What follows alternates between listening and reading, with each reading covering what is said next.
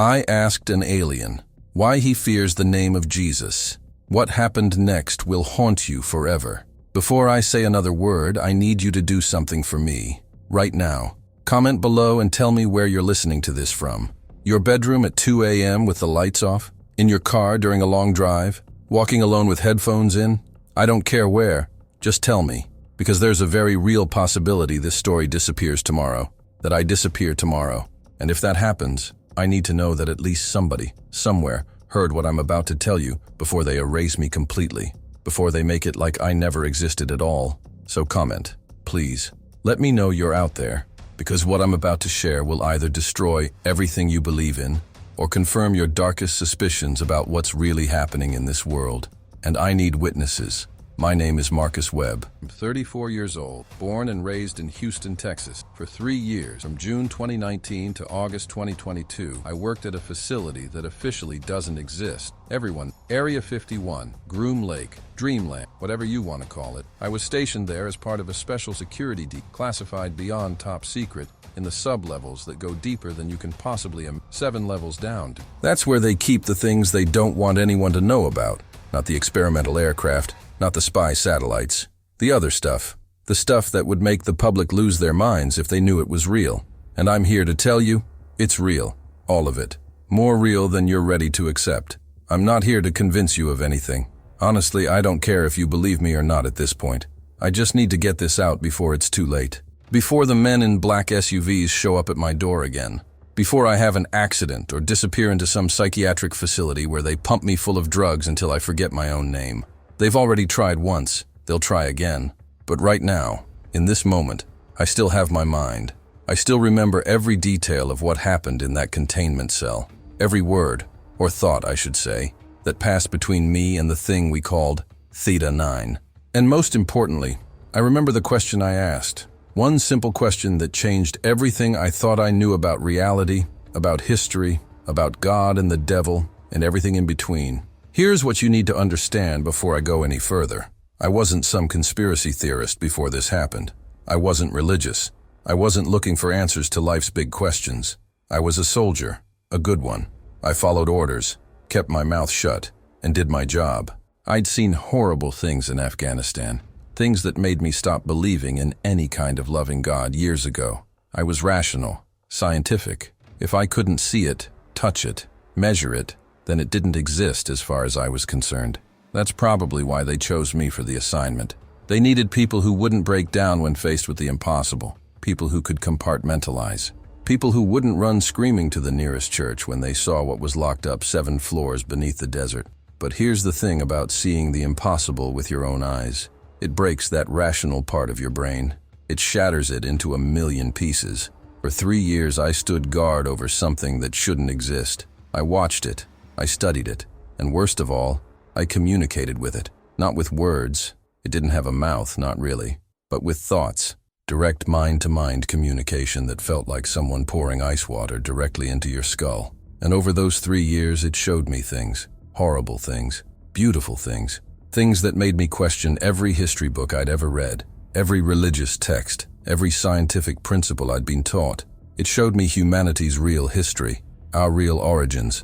And the role that beings like it have played in our development since the very beginning. I'm talking about thousands of years. Tens of thousands, maybe more. They've been here the whole time, watching, guiding, manipulating, and we've been calling them by different names throughout history. Angels, demons, gods, aliens, but they're all the same thing. But there was one night, one question, that changed everything. I need you to understand. This thing I was guarding, Theta 9, it was terrifying in ways I can't fully explain. Not because of how it looked, though that was disturbing enough, but because of its presence, the weight of it. Like you were in the room with something ancient and powerful and utterly inhuman. It could make you see things, feel things, remember things you'd buried deep. It could crawl into your memories like flipping through a photo album. And it had been doing that to me for months, getting into my head, showing me visions, building some kind of twisted connection between us. I should have been rotated out after the first month. That was protocol. But they kept me there. Maybe they wanted to see what would happen. Maybe I was the experiment all along. I don't know anymore. On that night, I was alone with it. Just me and Theta 9, separated by 6 inches of reinforced glass and a containment field that hummed like angry wasps. Something was different that night. It was agitated, afraid even, though I didn't understand why at the time. And there was this Bible sitting on the observation desk. Someone had left it there, probably Rodriguez from the previous shift. He was always reading it on his breaks. I hadn't touched a Bible in 15 years, hadn't even thought about God or Jesus or any of that since I watched my best friend die in Kandahar with his guts spilling out into the sand while he cried for his mother. But that night, with this thing staring at me with those enormous black eyes, with my mind still reeling from the visions it had been forcing into my head for months, I picked up that Bible and I asked it a question. One simple question about a name that was supposed to be just a historical figure from 2,000 years ago. Nothing more than a Jewish carpenter who started a religion. What happened next? Jesus Christ, what happened next? The reaction was immediate and violent and absolutely terrifying. This being that had shown me visions of ancient civilizations, that had demonstrated power and knowledge beyond anything human, that had remained calm and collected through every test and provocation we'd thrown at it for years, it lost its mind. Complete, total panic. And in that moment, in that reaction, I learned something that the government has been hiding, something that religious people have been right about all along, even if they don't fully understand it. Something that connects every major religion, every ancient text, every story about demons and exorcisms and spiritual warfare throughout human history. These beings, these aliens, they're not what we think they are. And there's something about that name, that specific name, that has real, tangible power over them. Power that transcends technology, transcends their advanced knowledge, transcends everything. They fear it. No, it's more than fear. It's like kryptonite to Superman. It hurts them. It repels them. It has authority over them. I'm going to tell you everything that happened in that room. Every detail I can remember before they scrubbed parts of my memory, or before whatever drugs they gave me finish eating away at my recall. I'm going to tell you about the years leading up to that moment, about what I saw in those sub-levels, about the other entities they have locked up down there, and about what Theta 9 told me, or rather showed me, about humanity's real place in this universe. But most importantly, I'm going to tell you about that question and that name, and what it means for everything we think we know about reality. Because if I'm right about what I witnessed, then this isn't just about aliens or government conspiracies or cover-ups. This is about something much bigger, something spiritual, something that's been playing out for thousands of years, and we're all caught in the middle of it. And that question I asked? It might be the most dangerous question anyone has ever asked, because the answer doesn't just change everything. It reveals everything. The truth they've been hiding. The truth that might get me killed for speaking out loud. So again, before we go any further, comment below. Let me know you're listening, because you might be the only proof I was ever here. Let me back up and tell you who I was before all of this happened. Before Area 51. Before Theta 9. Before everything I believed about reality got turned completely upside down. I grew up in Houston, Texas, in a neighborhood where everyone knew everyone, and Sunday mornings meant church whether you liked it or not. My mother, Patricia Webb, was the kind of Christian woman who had Bible verses framed on every wall of our house and never missed a service in 30 years. My father was more casual about it, but he went along to keep the peace. Every Sunday morning, there I was in my little suit and clip-on tie, sitting in those hard wooden pews at Riverside Baptist Church, listening to Pastor McKinney go on about salvation and damnation and the power of Jesus Christ over the forces of darkness. I memorized Bible verses for Sunday school. I got baptized when I was 12. I even went to youth group on Wednesday nights, where we sang worship songs and talked about resisting temptation. That was my childhood. That was the foundation they built my worldview on. God was real. Jesus was his son. The devil was out there trying to steal souls. And if you just believed hard enough and prayed hard enough, everything would work out according to God's plan. Then I turned 18 and joined the Army. It wasn't some patriotic calling or family tradition. My old man had been a mechanic his whole life, never served a day. I joined because I needed structure, purpose. Maybe I was looking for something bigger than myself, I don't know. Basic training was exactly what I needed. It stripped away all the softness and rebuilt me into something harder, more focused. I was good at it too, real good. I scored high on every aptitude test they threw at me. Marksmanship, tactical thinking, stress management. I excelled at all of it. By the time I finished my advanced training, I had already been flagged for potential special operations work. They said I had the right psychological profile, calm under pressure, ability to follow orders without hesitation, low emotional reactivity, all the things that make a good soldier, all the things that would later make me useful for guarding things that would drive most people insane. But back then, I was just a young kid who was proud to serve his country, still carrying around that Bible my mother had given me when I shipped out. I didn't read it much anymore, but I kept it in my footlocker, just in case. Afghanistan changed everything. I deployed twice, once in 2011 and again in 2013. Both tours were supposed to be routine security operations. But if you've ever been in a combat zone, you know there's no such thing as routine. My first deployment was rough, but manageable. Patrols, checkpoint security, the occasional firefight that got your adrenaline pumping, but nothing that broke you. It was the second deployment that killed whatever faith I had left. We were stationed outside Kandahar, running convoy security and assisting with village stabilization operations. That's where I met Danny Ortiz, my best friend for the 18 months we served together. Danny was from California, always cracking jokes, always talking about the restaurant he was going to open when he got home. He was engaged to his high school sweetheart. He showed me pictures of her every damn day. And Danny was religious too, Catholic, went to Mass whenever the chaplain held services, wore a cross around his neck that his grandmother had given him. He believed, really believed. He used to tell me that God was protecting us, that we were doing his work, that everything happened for a reason. Then one day in March 2014, our convoy hit an IED on a road we'd driven down 100 times before. The explosion flipped our Humvee like a toy. When I came to, my ears were ringing and blood was running down my face from a gash on my forehead. But I was alive. I could move. Danny wasn't so lucky. The blast had torn through the vehicle's undercarriage right beneath where he was sitting. I won't describe what I saw when I pulled myself over to him. That's an image that lives in my nightmares and doesn't need to be in yours. But I'll tell you what I remember most clearly. He was still conscious, still aware. And he was crying, not from pain, but from fear, calling out for his mother and asking me why God had abandoned him. I held his hand and lied to him, told him he was going to be okay, that help was coming, that God had a plan.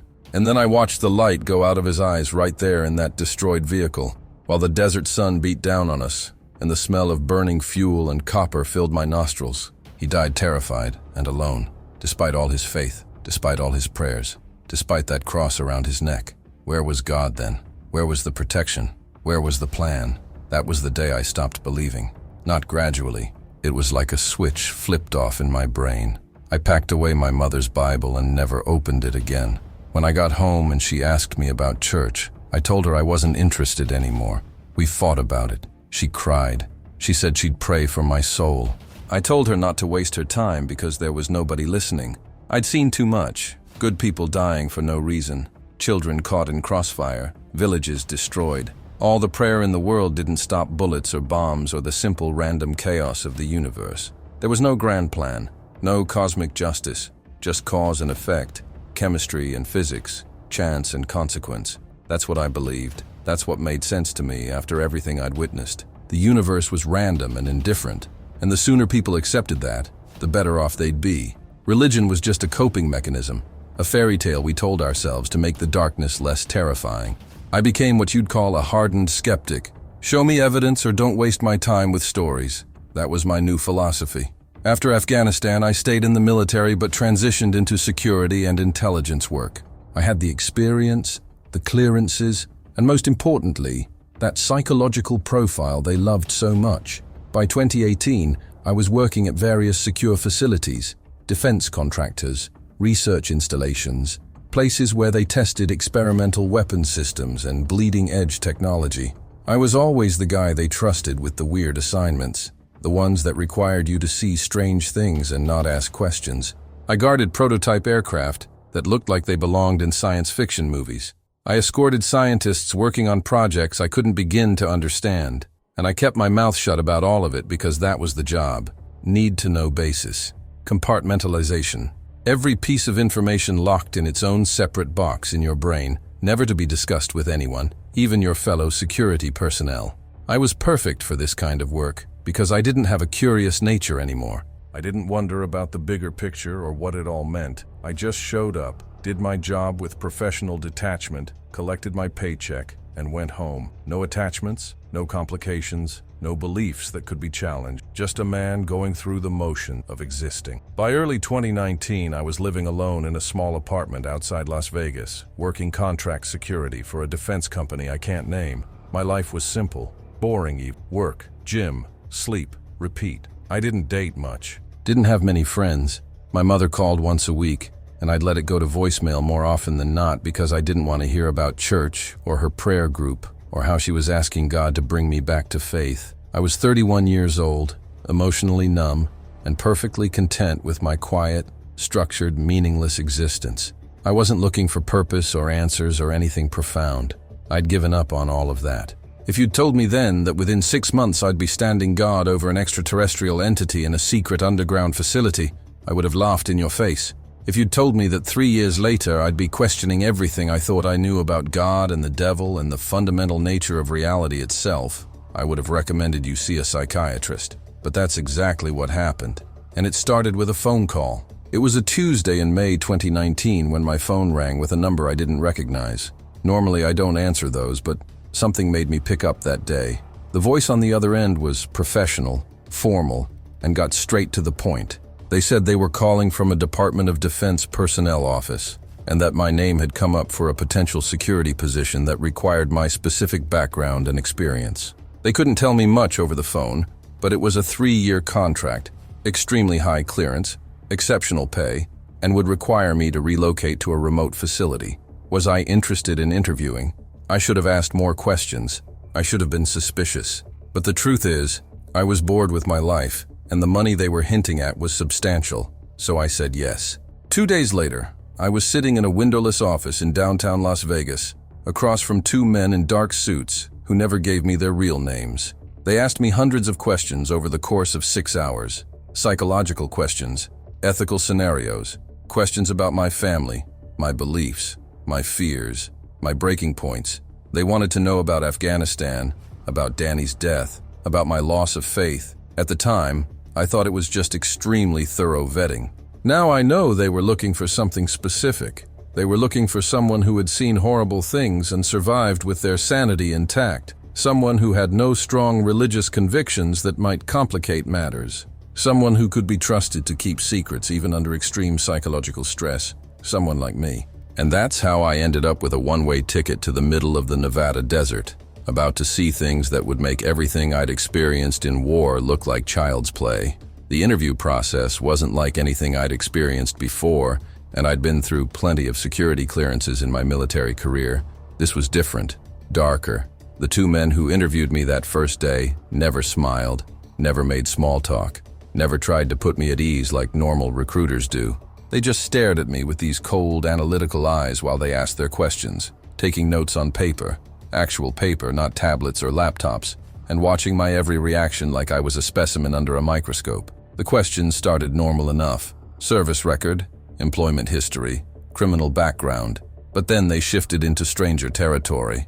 They asked me about my dreams, about what scared me most in the world, about how I'd react if I saw something that contradicted everything I knew about science and physics. They described hypothetical scenarios that seemed pulled from science fiction movies and asked me what I'd do. If you witnessed something impossible, would you report it or keep it to yourself? If you were ordered to maintain absolute secrecy about something world-changing, could you do it even under torture, even if your family's lives depended on it? At the time, I thought they were just being thorough, testing my loyalty and discretion. Now I know they were preparing me, conditioning me, making sure I understood that this wasn't just another security job. After that first interview, they told me to go home and wait for contact. They'd be in touch within 72 hours with next steps. I went back to my apartment and tried to go about my normal routine, but something felt off. I couldn't shake the feeling that I was being watched, and I was right. Over the next 3 days, I started noticing things. The same dark sedan parked on my street at different times of day. A man in a coffee shop who seemed a little too interested in his newspaper while I was there. My apartment had been entered. Nothing was missing, but small things were moved just slightly, enough that I noticed. They were testing me again, I realized, seeing if I'd panic, if I'd call someone, if I'd do anything unpredictable. So I did nothing. I acted like I hadn't noticed and went about my business. Apparently, that was the right answer because on the third day, I got a text from an unknown number, just an address and a time. 6 p.m., a building I'd never heard of on the outskirts of the city. I was instructed to come alone, tell no one, and bring identification. That was it. No signature, no explanation, just coordinates and a time. This was my chance to walk away. I could have ignored that text, blocked the number, and gone back to my boring but safe existence. But I didn't. Maybe it was curiosity. Maybe it was the money. Maybe I was just so numb to everything that danger didn't register anymore. Whatever the reason, I got in my car and drove to that address. The building looked abandoned from the outside. Old industrial complex, broken windows, weeds growing through cracks in the parking lot. But when I walked through the front door, everything changed. Inside was pristine. High-tech security scanners, armed guards, sterile white hallways that looked like they belonged in a hospital or research facility. I was immediately directed to surrender my phone, my wallet, my keys, everything. They put it all in a locked container and gave me a claim ticket. Then they escorted me through a series of security checkpoints, each one more intensive than the last. Metal detectors, full body scanners, retinal scans, fingerprint analysis.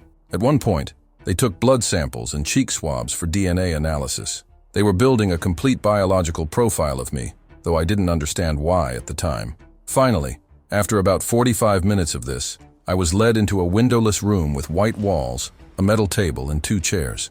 One of the same men from the first interview was waiting for me. He didn't waste time with pleasantries. He slid a thick folder across the table and told me to read it carefully. What I read in that folder made my blood run cold. The document was titled Special Access Program Personnel Agreement, and it was like nothing I'd ever seen. It started with the standard non-disclosure language you'd expect: classified information, national security, penalties for breach of contract. But then it went further, much further. The contract stipulated that I was agreeing to a 20-year period of absolute silence about everything I would see, hear, or experience during my 3-year employment period. 20 years. Not just during employment, but 17 years after I left the program. The penalties for breaking this silence weren't just legal or financial. They were terrifying. The document explicitly stated that violation of the agreement would result in permanent detention without trial under national security provisions, or other measures deemed necessary to protect classified information. That's government speak for, "we'll make you disappear." But it got worse. There was an entire section about associated persons, which meant anyone in my life, family, friends, romantic partners, would be subject to ongoing surveillance to ensure I maintained secrecy. My mother, my cousins, anyone I dated, anyone I became close to. They would all be watched, their communications monitored, their lives investigated for 20 years. If I told anyone anything, they would know, and there would be consequences not just for me, but potentially for them too. The message was clear. This secret was more important than my freedom, my relationships, or my life. Then came the psychological evaluations. Over the next 2 weeks, I was brought back to that facility 6 different times for testing. These weren't normal psych evaluations like the ones I'd done in the military. These were invasive, disturbing, and designed to probe the darkest corners of my mind. They used sensory deprivation tanks, where they'd leave me floating in total darkness and silence for hours, while asking me questions through headphones.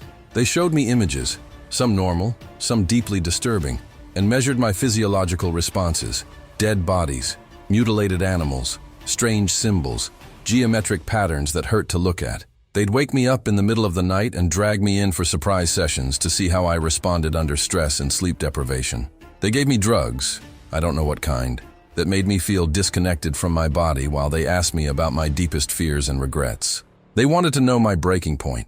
They wanted to map out every psychological vulnerability I had. One of the doctors, if that's what he was, told me they needed to ensure I had the cognitive flexibility to accept information that contradicted my existing worldview. At the time, I thought that was just fancy talk for, can you keep secrets? Now I know they were preparing me to see things that would shatter my understanding of reality. They were making sure I wouldn't completely lose my mind when I came face to face with proof that we're not alone in this universe. On my 7th visit to the facility, they told me I'd passed all the evaluations. I was approved for the position, but before I could officially accept, there was one more requirement: They took me into a medical room where a doctor and 2 armed guards were waiting. The doctor explained, in a matter-of-fact tone that made it sound routine, that all personnel in this program were required to receive a biological tracking implant for security purposes. It was a tiny device, smaller than a grain of rice, that would be injected subcutaneously in my left shoulder. It contained GPS tracking capabilities, biometric sensors that monitored my vital signs, and, he paused here like he was delivering good news, it could be remotely activated to deliver an incapacitating electrical shock if I ever entered an unauthorized area or attempted to flee. He said this with a straight face, like he was describing a company benefits package. I could refuse, he told me. I could walk away right now and go back to my normal life. But if I refused, I would never be contacted again, and I would be subject to ongoing surveillance anyway, to ensure I didn't speak about anything I'd learned during the recruitment process. In other words, I was already in too deep. The only choice was to go forward or spend the rest of my life looking over my shoulder. So I agreed. I sat in that chair and let them inject that device into my shoulder while I stared at the ceiling and wondered what the hell I'd gotten myself into. It burned for a few seconds, then went numb. The doctor told me I'd forget it was even there after a few days. He was right about that, but I've never forgotten what it represented. A leash. A reminder that I wasn't free anymore, that I belonged to them now. After the implant, they brought the original man back in, the one who'd been at my first interview. He sat down across from me with that same expressionless face and asked me one final time if I was certain I wanted to proceed. This was it, my last chance to back out. I remember looking at him and asking the question that had been gnawing at me for weeks. What exactly will I be guarding? He was quiet for a long moment, studying me with those cold eyes. Then he leaned forward and said something I'll never forget. Mr. Webb, in approximately 72 hours, you're going to see things that most people can't even imagine. Things that would cause mass panic if the public knew they existed. Things that challenge every assumption you have about human history, about our place in the universe, about the nature of reality itself. What you'll be guarding isn't just classified technology or weapons systems. You'll be guarding the most dangerous secret on this planet. And once you see it, once you know it exists, you can never unknow it. You will never be the same person again. Your worldview will be permanently altered. So I'm asking you one last time, are you absolutely certain you want this? I should have said no. Every instinct should have been screaming at me to get up and walk out of that room, but I didn't. I was too far gone, too curious, too numb to properly assess danger anymore. So I looked him in the eye and said yes. I was certain. He nodded slowly, like I'd just confirmed something he already knew about me. Then he slid a pen across the table along with the contract I'd read weeks earlier. I signed it, all 37 pages of it. My signature binding me to 20 years of silence, to constant surveillance, to a secret that could apparently shatter civilization. When I finished, he collected the documents and stood up. "Welcome to Special Access Program 7743, he said. "From this moment forward, your previous life is over. You'll sever all close personal relationships. You'll relocate to facility housing. You'll have no unauthorized communication with the outside world. In 3 days, a transport will pick you up from your apartment at 400 hours. Bring nothing with you. No photos, no personal items, nothing that connects you to your past. Everything you need will be provided. Is that understood?"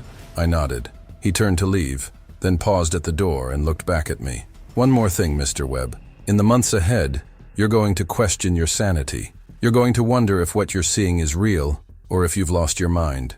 You're going to want to talk to someone about it, to seek validation, to make sense of it all. Don't. The moment you break silence is the moment you cease to exist. Remember that." Then he was gone, and I was left sitting alone in that white room, with the weight of what I'd just agreed to pressing down on my chest like a tombstone. I had 72 hours to settle my affairs and say goodbye to my old life. 72 hours before I'd be taken to a place I'd never heard of to guard something I couldn't imagine. 72 hours before everything I thought I knew about the world would be proven wrong. The clock was ticking, and there was no going back now. The transport came exactly when they said it would. 0400 hours on a Tuesday morning in June 2019. I'd spent the previous 3 days in a fog, going through the motions of ending my old life. I broke my apartment lease with a bullshit excuse about a family emergency. I withdrew my savings in cash. I called my mother one last time and told her I was taking a job overseas that would make communication difficult for a while. She cried. She asked me to reconsider. She said she'd pray for me every day until I came home. I told her I loved her and hung up before my voice could crack. That was the last real conversation I had with her for 3 years. When the black SUV pulled up outside my building at 4 in the morning, I was waiting with nothing but the clothes on my back, just like they'd instructed. 2 men in dark suits, different ones this time. I never saw the same face twice during this whole process, gestured for me to get in without saying a word. We drove for 6 hours straight through the Nevada desert, heading northwest toward areas that didn't appear on any map I'd ever seen. No music, no conversation, just the hum of the engine and the endless stretch of empty desert highway. Eventually, we turned off onto a dirt road that looked like it led to nowhere, drove for another 40 minutes, and then I saw it. The place that would be my home and my prison for the next 3 years. From the outside, the facility looked like exactly what the conspiracy theorists have always said. A collection of low-slung buildings, hangars, and runways in the middle of absolute nowhere, surrounded by fences and warning signs about authorized military zones. But that was just the surface level, literally. What you see from satellite images and what actually exists there are 2 completely different things. The real facility, the one where the actual secrets are kept, is underground, deep underground. We pulled up to what looked like an ordinary checkpoint with armed guards and vehicle barriers, but after they verified our credentials, we didn't park at any of the surface buildings. Instead, we drove directly into what appeared to be a large hangar. Once inside, the hangar door sealed behind us with a pneumatic hiss, and then the floor started moving. The entire section of concrete we were parked on was actually a massive elevator platform. We descended for what felt like 5 full minutes, going down into the earth far deeper than any basement or subway tunnel. My ears popped twice from the pressure change. When we finally stopped and the walls opened up, I found myself staring at something that looked like it belonged in a science fiction movie. An underground city carved right out of the bedrock, lit by harsh fluorescent lights, with corridors stretching out in every direction like the veins of some massive technological organism. The security protocols down there made everything I'd experienced during recruitment look casual. Every single corridor had checkpoints with armed guards. Every door required biometric scanning, retinal, fingerprint, and that implant they'd put in my shoulder, which interfaced with sensors built into the door frames. Everyone wore color-coded badges that indicated their clearance level and which sections they were authorized to access. Mine was dark blue with a silver stripe, which I later learned meant armed security personnel with sub-level access. The actual researchers and scientists wore white badges. Command staff wore red, and there were other colors I saw occasionally, purple, black, green, that I never got an explanation for. People moved through those corridors with purpose and silence. Nobody made small talk, nobody asked questions. You did your job, you followed your routes, and you didn't look too closely at what was happening in areas outside your assignment. The atmosphere was thick with secrecy and paranoia. You could feel it in the air like static electricity. Everyone knew they were part of something massive and dangerous, and everyone knew the consequences of stepping out of line. They assigned me to a small dormitory room on level 3, or at least that's what they called it. The numbering system was deliberately confusing, I later realized. They didn't want personnel to know exactly how deep underground they were, or how many levels actually existed. My room was about the size of a prison cell. A bed, a small desk, a locker, and a tiny bathroom. No windows, obviously. No personal items allowed except what they issued me. Uniforms, toiletries, a few books from an approved list. No phones, no computers, no connection to the outside world whatsoever.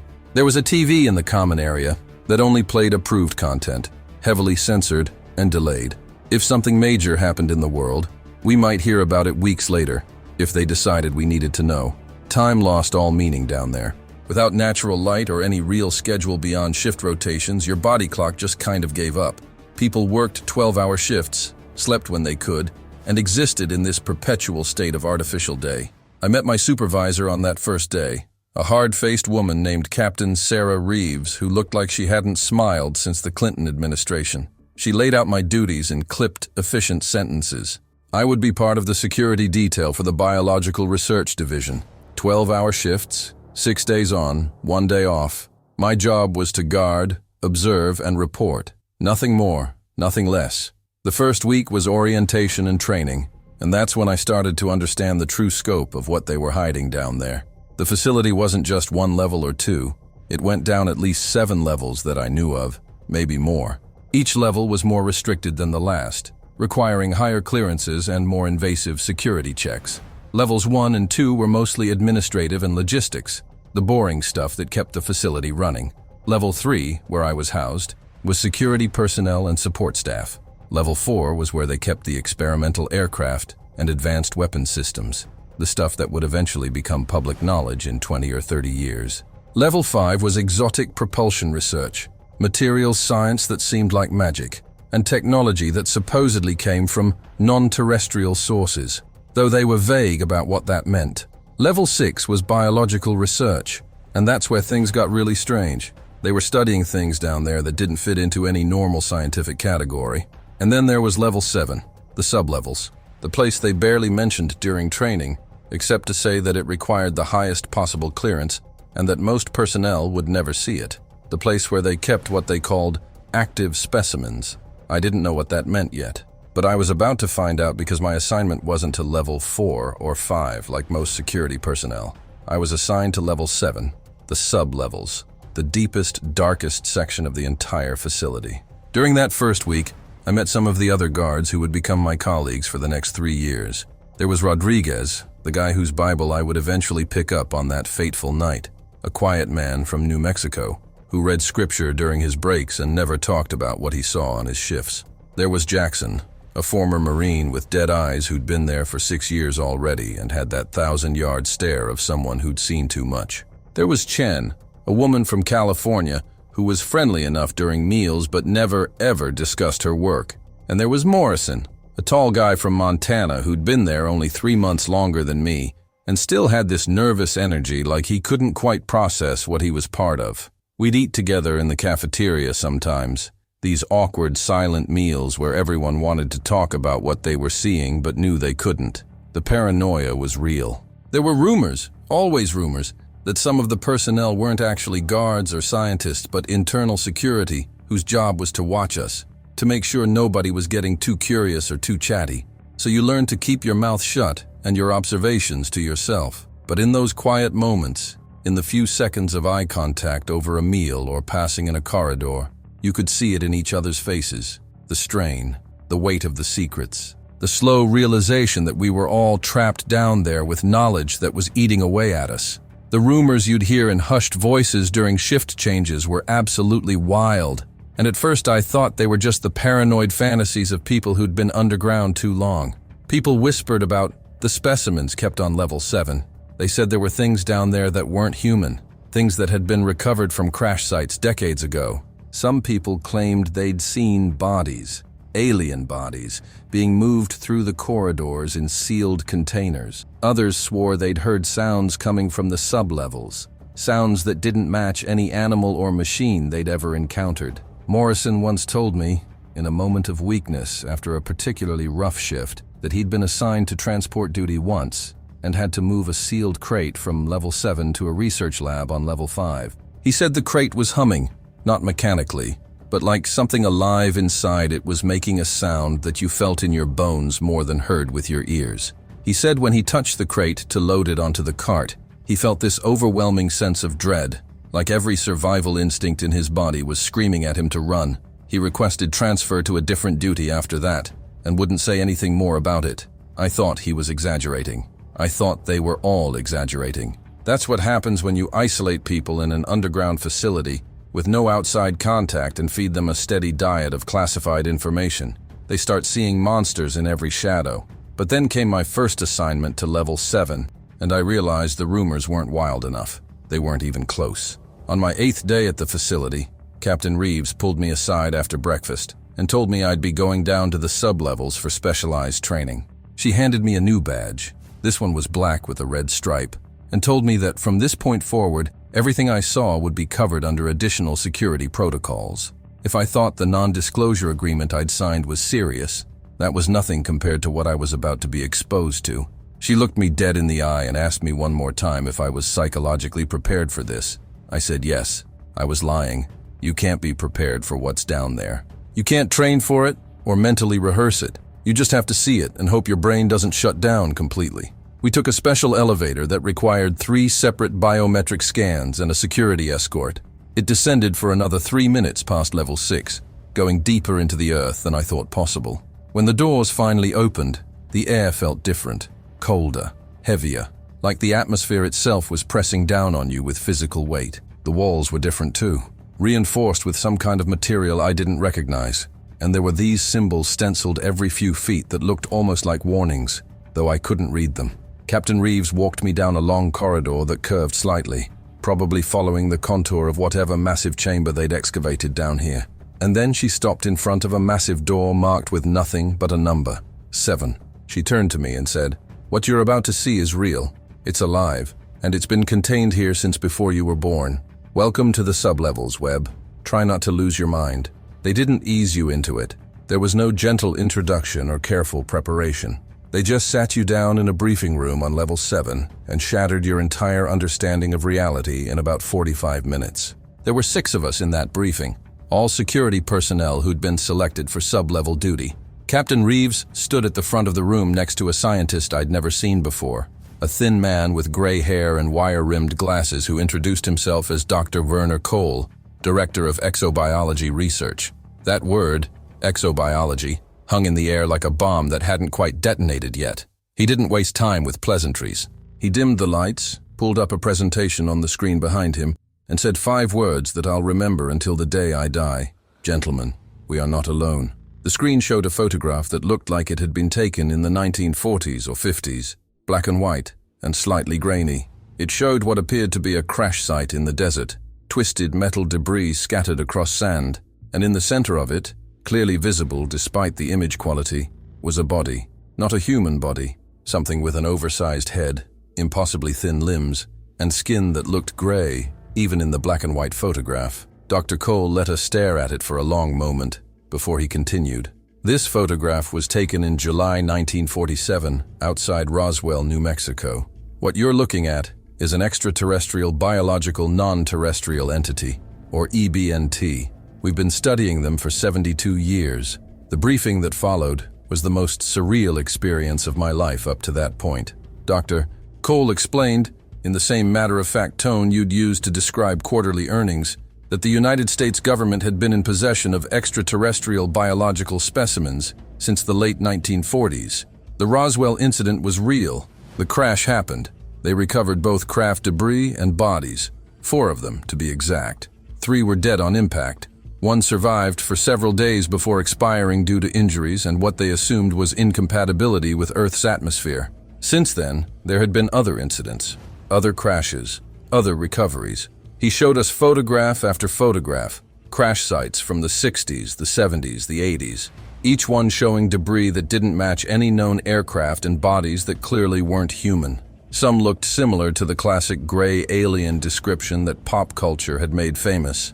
Others were different, taller, shorter, different skin textures, different facial structures. He explained that they believed there were at least 4 or 5 distinct species or subspecies that had been visiting Earth, possibly for centuries or longer. Most of the recovered specimens were deceased, preserved in storage facilities, or dissected for research. But a handful, a very small number, had been recovered alive, and 3 of those were currently contained here, on level 7, in this facility. 3 living extraterrestrial entities, and we were going to be guarding them. Dr. Cole pulled up autopsy footage next, and that's when several people in the room started to look physically ill. I'd seen plenty of gore in Afghanistan, so I thought I could handle it. But there's something fundamentally different about watching an autopsy of something that isn't human. The video showed a medical examination table with harsh overhead lighting, and on that table was one of the gray beings, clearly deceased. The doctors performing the autopsy were wearing full hazmat suits. As they worked, Dr. Cole provided narration. The being was approximately 4 feet tall. The skin was gray and had a texture somewhere between leather and something almost translucent. You could see what looked like veins or circulatory systems beneath the surface, but they were arranged in patterns that didn't match human anatomy. The head was disproportionately large, taking up nearly a third of the body's total mass. The skull, when they sectioned it, showed bone density far greater than human bone, and the brain, if you could call it that, was structured completely differently. Multiple lobes, different chemistry, neural pathways that seemed to operate on principles we didn't fully understand. The eyes were massive, black, and had multiple layers of membrane that could adjust to different light spectrums. No eyelids, no tear ducts, just these huge dark orbs that even in death seemed to stare right through you. The being had no visible reproductive organs, no digestive system that matched anything terrestrial, and a cardiovascular system that operated on principles that defied human biology. Dr. Cole explained that they still didn't fully understand how these beings functioned, but they'd learned enough to keep the living specimens alive. Barely. Then he showed us footage of the living ones, and that's when my hands started shaking. The video was taken from a security camera mounted in what looked like a containment cell. The cell was maybe 12 feet by 12 feet, with white walls, no furniture, and a thick, transparent barrier on one side, probably reinforced plexiglass or something stronger. And inside that cell, standing perfectly still in the center, was one of them, alive, real, actually there. It was one of the gray-type specimens, similar to what we'd seen in the autopsy, but very much alive. It stood there motionless, its huge black eyes staring directly at the camera, and there was something about the way it looked that made your skin crawl. It wasn't threatening in an aggressive way. It made no movements, no sounds, showed no emotion that we could recognize. But there was an intelligence behind those eyes that was unmistakable. You could see it analyzing, calculating, observing. It knew it was being watched. It knew it was contained, and it was studying us just as much as we were studying it. Dr. Cole explained that this specimen, designated Beta 4, had been in containment since 1989, recovered from a crash site in Nevada. It had never attempted to communicate, never showed aggression, never did anything except stand there and watch. They'd tried everything to establish communication: written language, mathematics, visual symbols, even electromagnetic signals. Nothing. It just watched. But here's what made everyone in that briefing room go silent. Dr. Cole told us that personnel who spent extended time near Beta 4 reported psychological effects: vivid dreams, feelings of being watched even when alone, sudden emotional shifts, headaches. Some people claimed they heard whispers in languages they didn't recognize. The second specimen they showed us was designated Gamma 7, and it was different from Beta 4, but still recognizably in the same category. Gray skin, oversized head, thin body. This one was shorter, maybe 3.5 feet tall, and had been recovered from a crash in Montana in 1997. Gamma 7 was more active than Beta 4. The footage showed it moving around its containment cell, touching the walls with its long fingers, occasionally tilting its head as if listening to something we couldn't hear. Dr. Cole said this one had attempted communication on several occasions, but not through sound, through telepathic projection. Multiple personnel had reported receiving mental images when in proximity to Gamma 7, images of star systems, complex mathematical equations, symbols that hurt to look at directly. One researcher had a complete psychological breakdown after an extended session with Gamma 7 and had to be permanently removed from the program. They learned to limit exposure time after that, 30 minutes maximum with this specimen, and never alone. Always 2 personnel minimum, watching each other for signs of mental compromise. I remember sitting there thinking this couldn't possibly be real. This had to be some elaborate test or psychological experiment. But the footage was right there. The autopsy results were right there. Dr. Cole wasn't speaking like someone spinning a story. He was presenting data, clinical and cold and absolutely serious. And everyone else in that room was accepting it because they'd already been down here, already seen things. I was the newcomer. I was the one still clinging to the hope that this was somehow fake. Then Dr. Cole paused before pulling up the final file, and I saw something I hadn't seen before. Hesitation. He glanced at Captain Reeves, and they exchanged a look that I couldn't quite read. Then he turned back to us and said, "The third specimen is different, significantly different. It's more advanced, more intelligent, and far more dangerous than the others. We designate it Theta 9. He pulled up a photograph, and the room went dead silent. Theta 9 was not like the others. It was taller, maybe 6.5 or 7 feet, with a body structure that was more proportional, less of the classic gray appearance. The skin was still gray but had an almost iridescent quality to it, like it shifted colors slightly depending on the angle of light. The head was still large but more elongated, almost elegant in its shape, And the eyes, those eyes were different. They weren't completely black like the others. They had depth to them, almost like they had irises. And there was something in those eyes that looked back at you with what could only be described as awareness. Full, complete, terrifying awareness. Dr. Cole explained that Theta 9 had been recovered in 2003 from a crash site in Colorado, and from the moment of recovery, it had been clear this was not the same type of entity as the others. It had made no attempt to flee. It had allowed itself to be taken into custody, and from day one, it had been attempting to communicate. But here's what made Theta 9 truly dangerous. According to Dr. Cole, it was a powerful telepath, not just sending images like Gamma 7, but full two-way communication. It could read thoughts, access memories, and, most disturbingly, it could influence emotional states and plant suggestions in people's minds. Every single person who'd worked with Theta 9 in the early years had to be rotated out after a few months because of psychological effects. Some became obsessed with it, spending all their time trying to communicate with it. Others became paranoid, claiming it was manipulating them. 3 researchers had to be institutionalized. 1 committed suicide, leaving behind notebooks filled with bizarre symbols and repeated phrases in languages that didn't exist. After several incidents, they implemented the current protocols: minimal exposure, strict rotation schedules, two-way mirrored observation instead of direct contact whenever possible, and psychological evaluations every 2 weeks for anyone with Theta 9 clearance. Dr. Cole looked at each of us and said, "If you're assigned to Theta 9, understand that you're not just guarding a specimen. You're engaging with an intelligence that is likely far older and more advanced than human civilization. It will try to get inside your head. It will show you things, tell you things, make you question everything you believe. Your job is to resist that influence, maintain your post, and report any anomalous psychological symptoms immediately. Do not attempt to communicate with it. Do not respond to any telepathic contact. Do not trust anything it shows you. Is that understood?" We all nodded, but I don't think any of us truly understood. How could we? Dr. Cole wrapped up the briefing with practical information: shift schedules, emergency protocols, what to do if a specimen showed signs of distress or aggression, containment breach procedures that involved lockdowns, and lethal force authorization.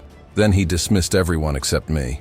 Captain Reeves and Dr. Cole both stayed as the others filed out, and when the door closed behind them, they turned to me with expressions that made my blood run cold. "Webb," Captain Reeves said, "you've been specifically selected for Theta 9 detail. You'll begin tomorrow." I felt like I'd been punched in the gut. "Why me?" I asked. Dr. Cole adjusted his glasses and looked at me with what might have been pity. "Because your psychological profile suggests you have strong mental barriers. Your loss of faith, your emotional detachment, your experience with trauma. These things have made you resistant to psychological manipulation. You don't believe in anything strongly enough for Theta 9 to exploit those beliefs. You're essentially a blank slate, emotionally speaking. That makes you ideal." Captain Reeves added, "You'll have 2 weeks of specialized training before you begin direct observation. During that time, you'll learn everything we know about Theta 9's capabilities and patterns. But Webb, I want you to understand something." She stepped closer, and her voice dropped to almost a whisper. "That thing in containment cell C is not an animal. It's not a test subject. It's an intelligence that operates on a level we barely comprehend. And it's been waiting down here for 16 years, studying everyone who walks through that door. It knows you're coming.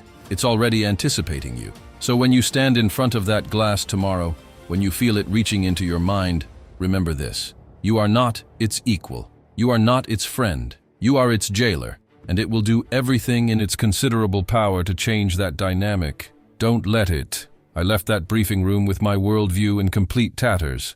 Everything I thought I knew about the universe, about humanity's place in it, about the possibility of life beyond Earth, all of it was obsolete. They were real. They were here. And I was about to spend the next 3 years standing guard over one that could apparently read minds and manipulate thoughts.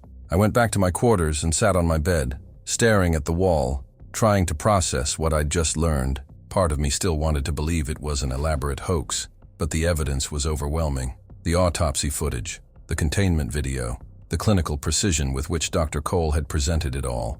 This wasn't a conspiracy theory or a fantasy. This was documented, studied, contained reality. We are not alone in the universe. And whatever these beings are, wherever they came from, they've been interacting with humanity for decades, maybe centuries.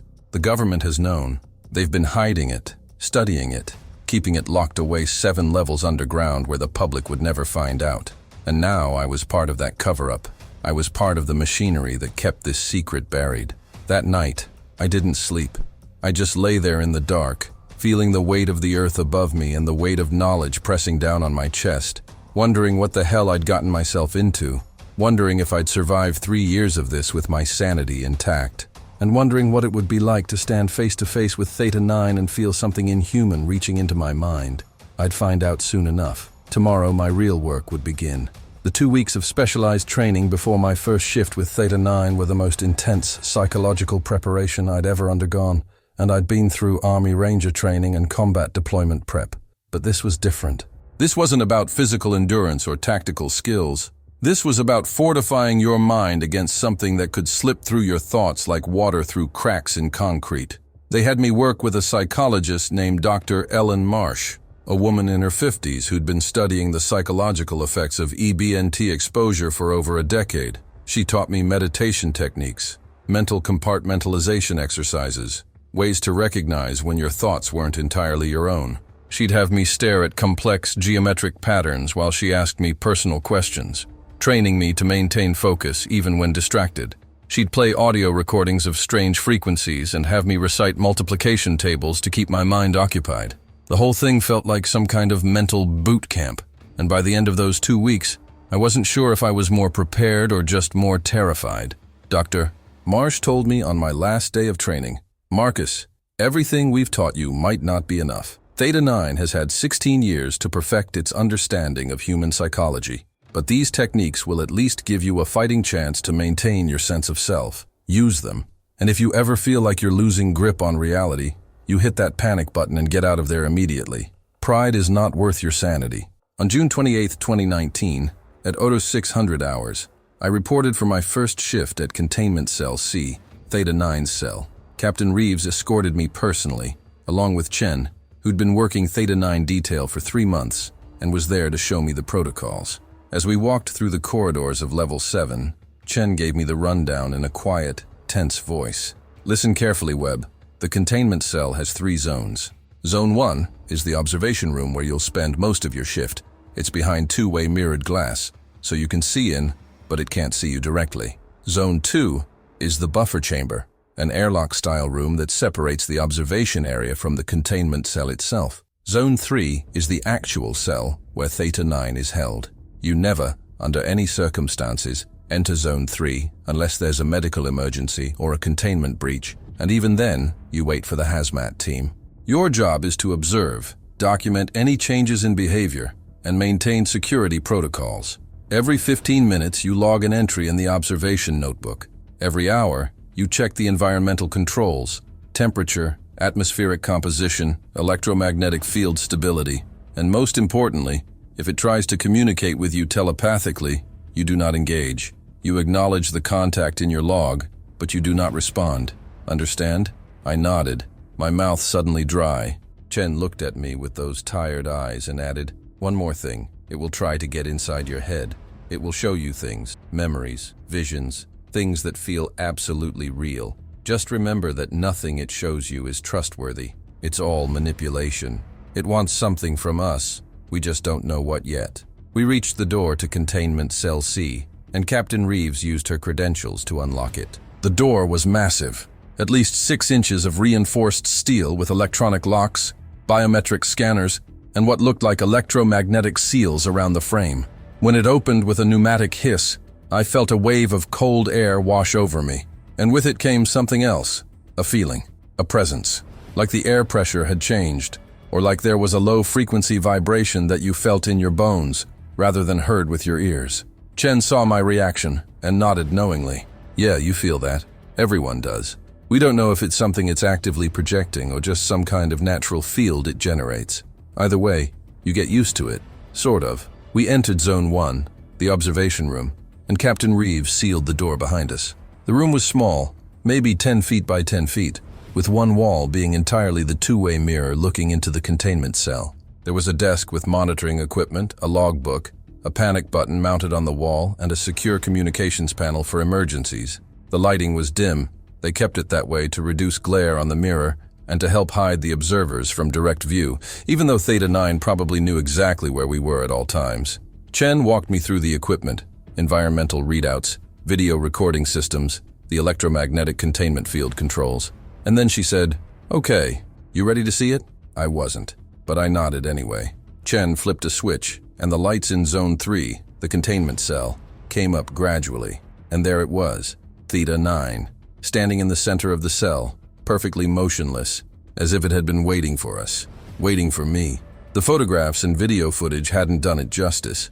Seeing it in person was something else entirely. It stood approximately 7 feet tall, maybe a bit more, with a body structure that was humanoid but distinctly alien. The proportions were wrong in subtle ways that made your brain itch trying to process it. The limbs were too long, the joints bent at angles that didn't quite match human anatomy, and the way it stood, perfectly balanced, perfectly still, suggested a control over its physical form that seemed almost supernatural. The skin was that gray color I'd seen in the photos, but in person, you could see the way it seemed to shimmer slightly under the lights, almost iridescent, like oil on water. It wasn't wearing any clothing, but there was nothing that looked like reproductive organs or anything that would make it identifiably male or female. It was simply a being, smooth, streamlined, almost elegant in a way that was deeply unsettling. But it was the head that really captured your attention. That's where everything focused. The skull was elongated, larger than a human head but proportional to its body in a way the smaller grays weren't. And the eyes. Jesus Christ, the eyes. The eyes were enormous, easily 3 or 4 times the size of human eyes, and they dominated the face. But unlike Beta 4 and Gamma 7, which had those completely black, featureless eyes, Theta 9's eyes had depth. They weren't just solid black orbs. When the light hit them at certain angles, you could see what almost looked like irises. Deep purple or dark blue, it was hard to tell, and there seemed to be structure within them, layers of complexity that suggested a visual system far more advanced than anything human. But more than that, there was something in those eyes. Intelligence. Not just animal awareness or even human-level consciousness. Something beyond that. Something ancient and vast and utterly alien. When you looked into those eyes, you got the distinct impression that you were being seen. Not just physically observed, but analyzed, understood, dissected on a level that went beyond the visual. It was like being X-rayed and psychoanalyzed simultaneously. Chen whispered beside me, "It knows you're here." It's been still like that for the past 2 hours, but the moment we turned on the lights, its brainwave activity spiked. It knows someone new is watching. I stared at Theta 9, and I swear to God, even though the two-way mirror should have made it impossible, I felt like it was staring directly back at me, directly into me. Captain Reeves began explaining the specific protocols for Theta 9, and I tried to focus on her words while keeping that thing in my peripheral vision. Theta 9 has been in containment for 16 years, since September 2003. Unlike the other specimens, it has never attempted physical escape or shown aggression toward personnel. However, its psychological influence is significant and well documented.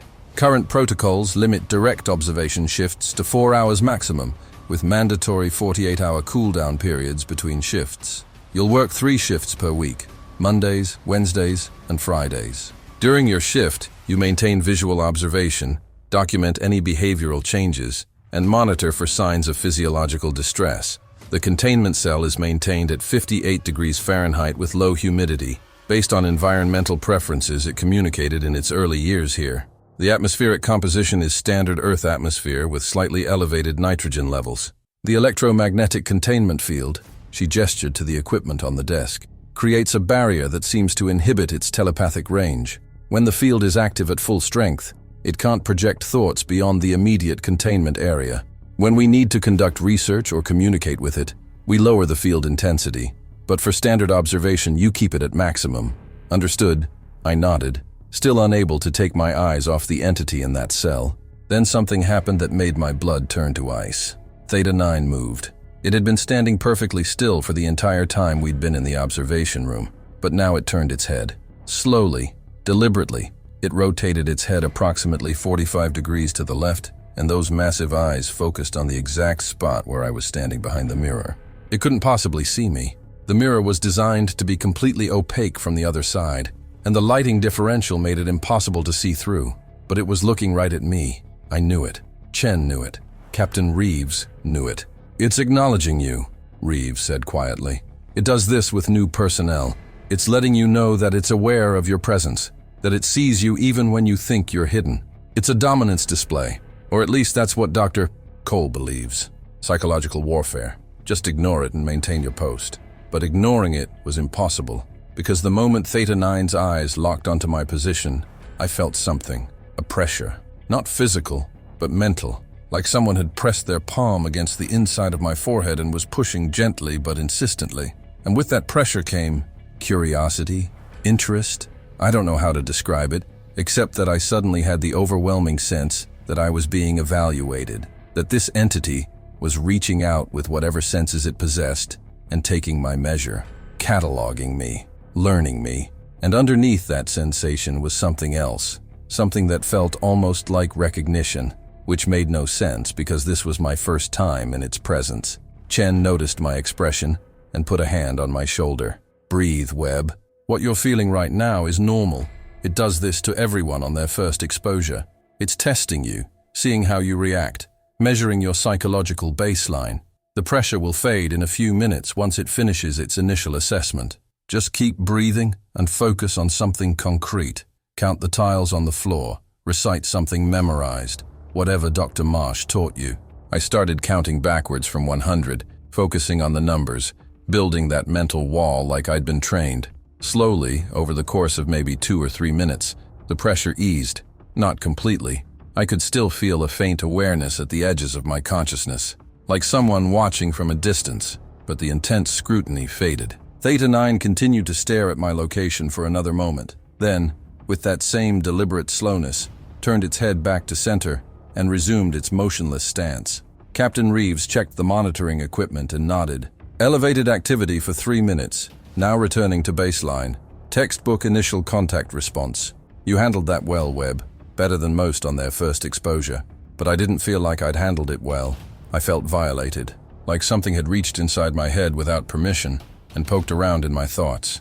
And the worst part was knowing that this was just the beginning. I'd be spending 4 hours at a time in this room, 3 times a week, for the foreseeable future. 4 hours of being watched by something that could apparently read my mind, even through an electromagnetic containment field. Captain Reeves finished the briefing and prepared to leave. "Chen will stay with you for this first shift, help you get acclimated to the routine. After today, you'll be solo unless circumstances require dual observation. Remember, log entries every 15 minutes, environmental checks every hour, and if you experience any severe psychological symptoms, you hit that panic button immediately. No heroics, no tough guy mentality. This isn't a game, and that thing in there is not underestimating you. Don't underestimate it." She left, and the door sealed behind her with that same pneumatic hiss. And then it was just me, Chen, and Theta 9. The silence in that observation room was profound, broken only by the quiet hum of the monitoring equipment and the occasional soft beep as data was logged. Chen settled into the chair by the desk and opened the logbook. "First entry," she said, writing as she spoke. "Aero 612 hours. New observer Webb beginning first shift. Subject Theta 9 displaying standard baseline behavior. Initial contact sequence completed without incident. No anomalies detected." She looked up at me. "You can sit down, you know. It's going to be a long 4 hours." But I couldn't sit. Not yet.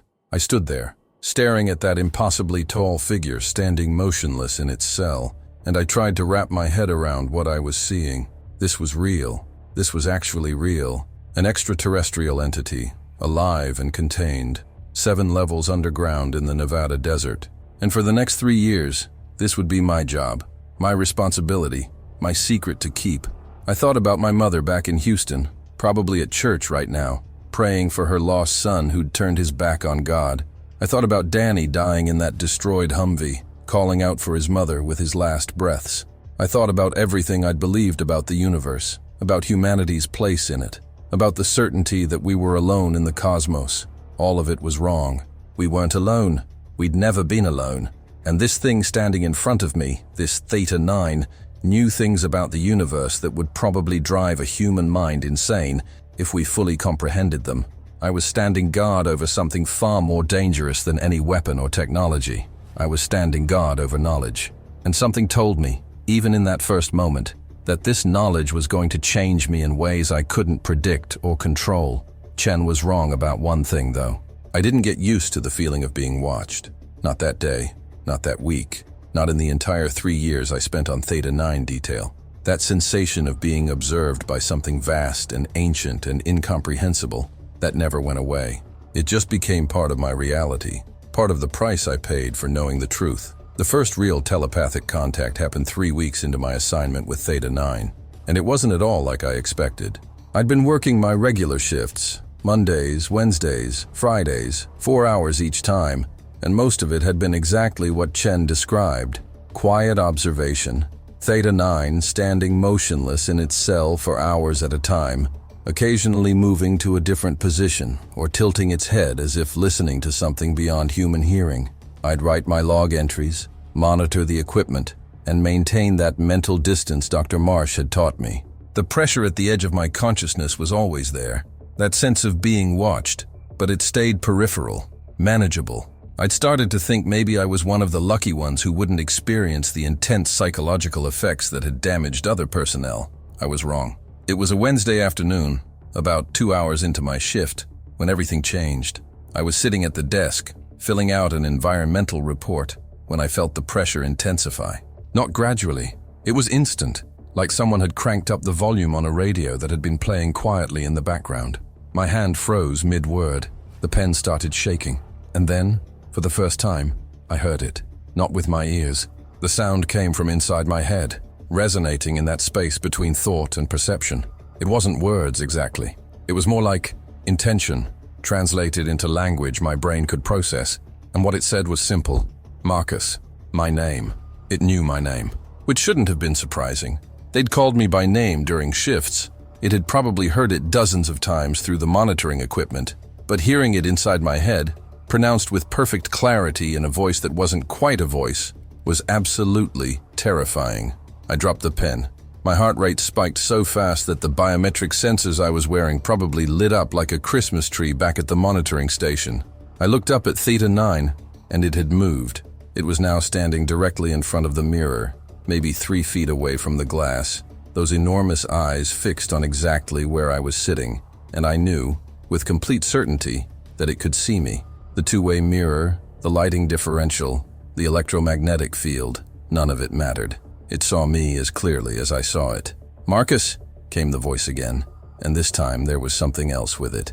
Not words, but a sensation, curiosity, interest, and underneath that, something that felt almost like amusement, like it found my fear entertaining or endearing in some way. I wanted to hit the panic button. That was protocol. Any direct telepathic contact, you reported immediately, but my hand wouldn't move. I was frozen, locked in place by that presence in my head. And then the voice came again, but different this time. Not just my name. A question. "Why do you fear?" I tried to use the mental techniques Dr. Marsh had taught me. I started reciting the multiplication tables in my head. 12 times 12 is 144. 13 times 13 is 169. Building that wall, creating noise to drown out the intrusion. But it didn't work. The voice cut through my mental defenses like they were made of tissue paper. "Mathematics will not protect you, I am already inside." And with those words came a sensation that I can only describe as someone flipping through a photo album of my memories. I felt it, actually felt it, rifling through my past like files in a cabinet. My childhood in Houston, my mother taking me to church, my first day of basic training, Danny's face as he lay dying in that Humvee. The images flashed through my consciousness, not because I was remembering them voluntarily, but because something else was pulling them up, examining them, studying them with clinical detachment. I tried to resist, tried to push back against the intrusion, but it was like trying to stop a flood with your bare hands. Theta 9 was in my head, and I was powerless to keep it out. The worst part wasn't the invasion itself. It was the realization that it had probably been doing this all along, in subtle ways, during every shift I'd worked. I'd never been safe behind that mirror. I'd never been protected by the protocols and equipment.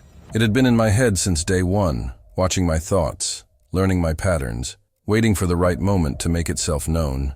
The flood of memory access stopped as suddenly as it started, and I gasped like I'd been underwater. My hands were shaking. Sweat was running down my face despite the cool temperature in the observation room. Theta 9 hadn't moved from its position in front of the mirror, but I could feel its attention on me like physical weight. And then came something new. Not words or sensations, but images. Full, vivid, three-dimensional images that appeared in my mind with such clarity that they felt more real than the room around me. I saw a star system, planets orbiting a sun that burned with colors I didn't have names for. I saw structures, massive geometric constructions floating in space that dwarfed anything humanity had ever built. I saw beings, dozens of them, hundreds maybe, similar to Theta 9 but moving with purpose through environments that looked nothing like Earth. And underlying all of it was a feeling, an emotion that came with the images, longing, profound aching loneliness. The realization hit me like a punch to the gut. Theta 9 was showing me its home, or what I assumed was its home, and it was showing me because it wanted me to understand something, that it was alone, that it had been alone in this cell for 16 years, cut off from its kind, imprisoned by a species it probably viewed as primitive and barely conscious. The images faded and the voice returned. You understand isolation. You understand being separated from where you belong. We are not so different, Marcus. That broke my paralysis. I grabbed the desk and pulled myself to my feet, stumbling back from the mirror until my back hit the wall. "Get out of my head," I said out loud, my voice hoarse and shaking. "Stop it! Get out!" Theta 9 tilted its head, that same slow, deliberate movement, and for just a moment I felt something that might have been sympathy, or maybe it was mockery. I couldn't tell. "I cannot get out. I am not inside in the way you imagine. Your thoughts broadcast. All human thoughts broadcast. You are like children screaming in a quiet room and then being surprised when someone hears you. I simply listen." It paused, and I felt the presence in my mind shift, become less invasive, more conversational somehow. The barriers they taught you to build are insufficient. Human consciousness is not designed to be shielded from telepathic contact, but I can teach you, if you wish. I can show you how to quiet your broadcasting, how to control what you project. I shook my head, trying to clear it, trying to remember my training. Don't engage, don't respond, document and report. But my mouth opened anyway, and I heard myself whisper, "Why? Why would you help me?" The response came immediately, and with it, that sense of amusement again. "Because your fear is loud, disruptive. If you continue to broadcast it at this intensity during every shift, it will damage both of us. I prefer cooperative silence to screaming panic." Over the next few weeks, something changed in my relationship with Theta 9. I know how insane that sounds, having a relationship with an extraterrestrial entity locked in a containment cell. But that's what it was. During each shift, the telepathic contact would begin almost immediately. At first, it was just that presence, that awareness at the edge of my thoughts. But gradually, it deepened. Theta 9 started showing me things. Not always memories or images from its own experience, but concepts, ideas that were difficult to put into human words. It showed me the way it perceived time, which wasn't linear like humans experience it. It could somehow sense probability branches, potential futures, echoes of past events all existing simultaneously. It showed me the way it understood space, which wasn't three-dimensional but seemed to include dimensions I couldn't fully comprehend. And slowly, in ways I didn't fully realize were happening, it was teaching me to control my thoughts, to compartmentalize them, to choose what to project and what to keep private. It was like learning a new language, except the language was made of pure thought and intention rather than words.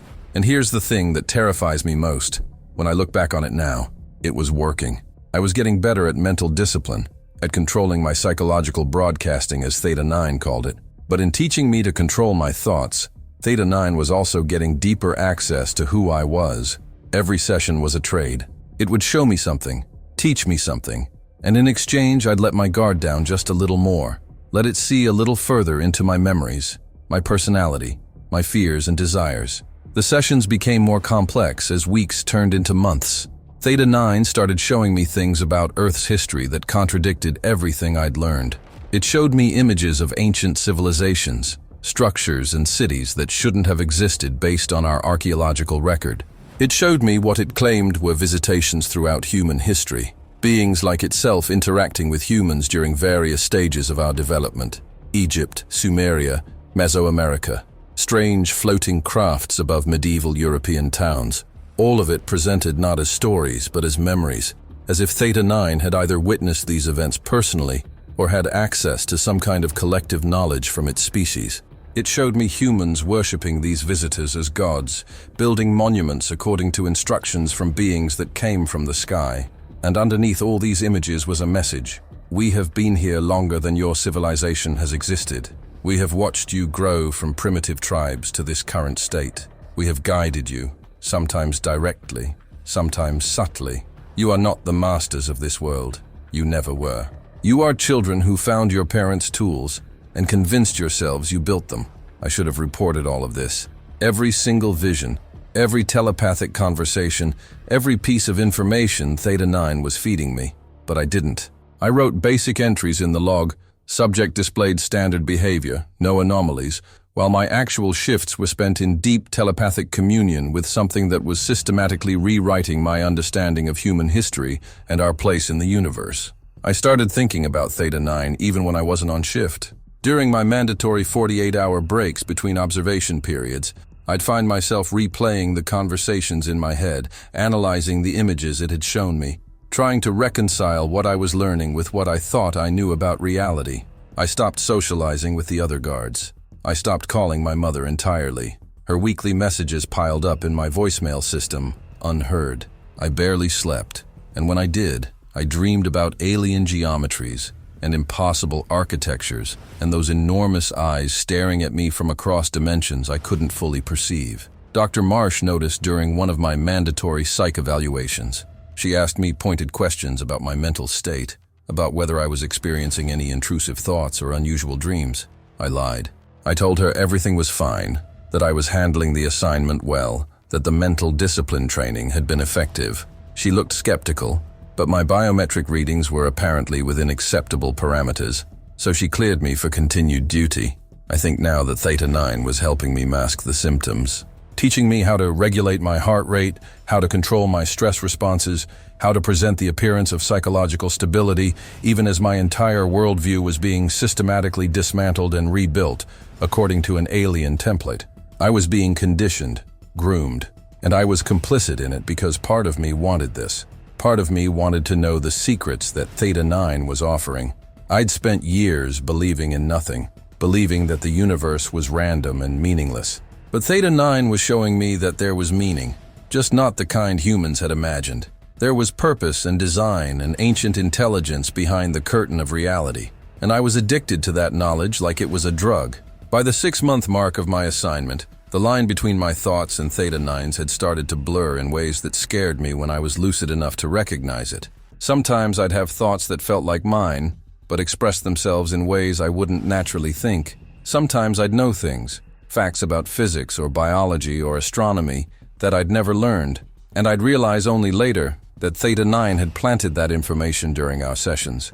The entity had stopped being just something I observed, and had become something like a companion, a teacher, maybe even a friend, though I knew that was a dangerous way to think about it. During shifts, we'd have what could only be described as conversations. I'd think a question, and Theta 9 would respond with images or concepts or occasionally, those thought words that echoed in my head. I asked it once, during a late-night shift when I was exhausted, and my mental barriers were particularly low. Why are you here? Why did your craft crash? Why did you let them capture you? The response I got was complex, layered with meaning that took me hours to fully unpack. But the essence of it was this: I did not crash, I came. I allowed this containment. I am a watcher, an observer. My kind have been studying your species for millennia. Sometimes we observe from a distance. Sometimes we embed ourselves in your world to gain closer perspective. I chose to be captured because this is the most efficient way to study you. In this cell, you bring yourselves to me. You expose your psychology, your technology, your fears and aspirations. I have learned more about humanity in 16 years of containment than I could have in a century of distant observation. That answer shook me more than anything else Theta 9 had told me up to that point. Because if it was true, then this entire facility, all the security and protocols and research, was exactly what Theta 9 wanted. We thought we were studying it, but it was studying us. We thought we were in control, but we'd been playing into its purpose from the beginning. I asked the obvious follow-up question. What happens when you're done studying us? What happens when you've learned everything you want to know? The response was cold, clinical, and absolutely terrifying. That depends on what we conclude about your species, whether you are worth preserving, whether you are a threat, whether you are useful. The decision has not yet been made. Your kind sits at a crossroads. The next century will determine which path you take, and we will be watching. It was in that moment that I realized the full scope of what I was part of. This wasn't just about one alien in a cell. There were more of them out there, watching, evaluating, making decisions about humanity's future that we weren't even aware were being made. And Theta 9 was just one data point in some vast cosmic assessment of whether the human race deserved to continue existing. I wanted to report this. I should have reported this. But who would believe me? How could I prove that an entity had told me these things telepathically? They'd say I was having a psychological breakdown, exactly like the other personnel who'd worked too long with Theta 9. They'd remove me from the program, possibly institutionalize me, definitely silence me, and then someone else would take my place in that observation room, and the cycle would continue. Theta 9 would find another human mind to work with, another consciousness to explore and study and slowly dismantle. So I kept quiet. I documented nothing about the real nature of our interactions, and I kept returning to that cell 3 times a week, 4 hours at a time, allowing something ancient and inhuman to dig deeper and deeper into my psyche. I was compromised, completely compromised, and I knew it, but I couldn't stop, because Theta 9 had given me something I'd lost years ago in that destroyed Humvee in Afghanistan. It had given me purpose, meaning, the sense that I was part of something bigger than myself, even if that something was potentially working toward humanity's evaluation and possible extinction. I was addicted to the contact, obsessed with it, and Theta 9 knew it. I could feel its satisfaction every time I entered that observation room, every time I let my barriers down a little more, every time I traded another piece of myself for another fragment of forbidden knowledge. I was being consumed, slowly, methodically, and I was letting it happen. It was around the 8-month mark when Theta 9 started showing me the deep history. Not just fragments or glimpses anymore, but detailed, comprehensive visions that lasted entire shifts. I'd sit in that observation room, and for 4 hours straight, I'd be somewhere else entirely, experiencing events from thousands of years ago as if I were actually there. The first time it happened, I thought I was having a stroke or some kind of seizure. One moment I was sitting at the desk, logging a routine environmental check. The next moment I was standing in the Egyptian desert at night, watching the construction of the Great Pyramid of Giza. But it wasn't being built the way archaeologists say it was built. There were no ramps, no thousands of workers hauling stones with ropes and logs.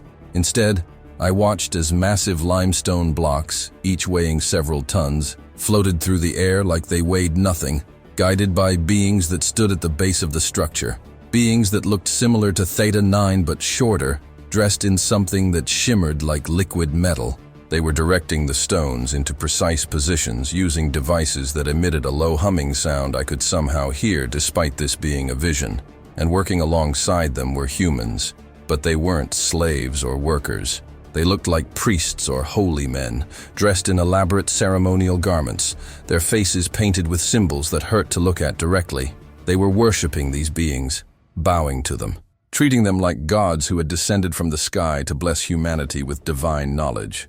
The vision was so vivid, so detailed, that I could smell the desert air, feel the temperature change as night wind blew across the sand, hear the chanting of the human priests as they performed rituals around the construction site. Theta 9's presence was there with me in the vision, not as a participant, but as a narrator of sorts. "This was 4,500 of your years ago," came the thought voice. "Your species was young, primitive, but showing potential. We came to accelerate your development, to test whether you could be guided toward useful evolution. The structures we helped you build, they were not monuments to your gods. They were instruments, receivers, markers, built according to mathematical principles your civilization would not discover for millennia. They serve purposes you still do not understand." I watched as the pyramid took shape, each stone placed with impossible precision, aligned to astronomical features with accuracy that shouldn't have been possible for Bronze Age humans. And I understood, in that moment, that everything I'd ever been taught about ancient Egyptian engineering was a lie. Not because historians were trying to deceive anyone, but because they were working with incomplete information. They were trying to explain the pyramids using human capability alone, when the reality was that humans hadn't built them alone at all. We'd had help, guidance, or maybe we'd been used as labor for someone else's project, convinced through manipulation that we were serving the gods when we were really just serving beings from somewhere else. The vision shifted, and suddenly I was in a different place, a different time, Mesoamerica. I recognized the architectural style even though I'd never studied it in detail. Stepped pyramids, intricate stone carvings, massive plazas. This was somewhere in what would eventually become Mexico or Guatemala. Maybe 3,000 years ago, maybe older. And again, I saw them, the beings. Not identical to the ones in Egypt. These seemed taller, their skin with a different tone, their movements slightly different, but clearly the same category of entity. They were teaching a group of humans, showing them astronomical charts that shouldn't have existed, mathematical concepts that were far too advanced for the supposed time period. The humans watched with reverence, copying down the information on stone tablets and treating every word as divine revelation.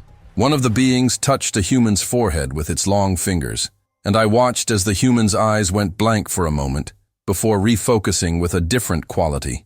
More aware, more intelligent, like something had been activated or upgraded in his consciousness. "We have done this across your world," Theta 9 explained. "Different continents, different cultures, different time periods, planting seeds of knowledge, accelerating cognitive development, observing how you use what we give you. Some civilizations we guided became great for a time. Others destroyed themselves with the knowledge we provided. Your species is unstable, brilliant but chaotic. This is why we continue to watch, to determine whether you will mature into something useful or whether you will self-destruct like so many others before you." The visions continued, one after another, each one more disturbing than the last. I saw Sumeria, the cradle of human civilization, where beings that looked like Theta 9 walked openly among humans and were recorded in their cuneiform texts as the Anunnaki, gods who came from the sky and taught humanity agriculture, mathematics, writing, and law. I saw ancient India, where these entities were documented in Sanskrit texts as Vimanas, flying machines operated by beings of great power who intervened in human affairs and were worshipped as deities.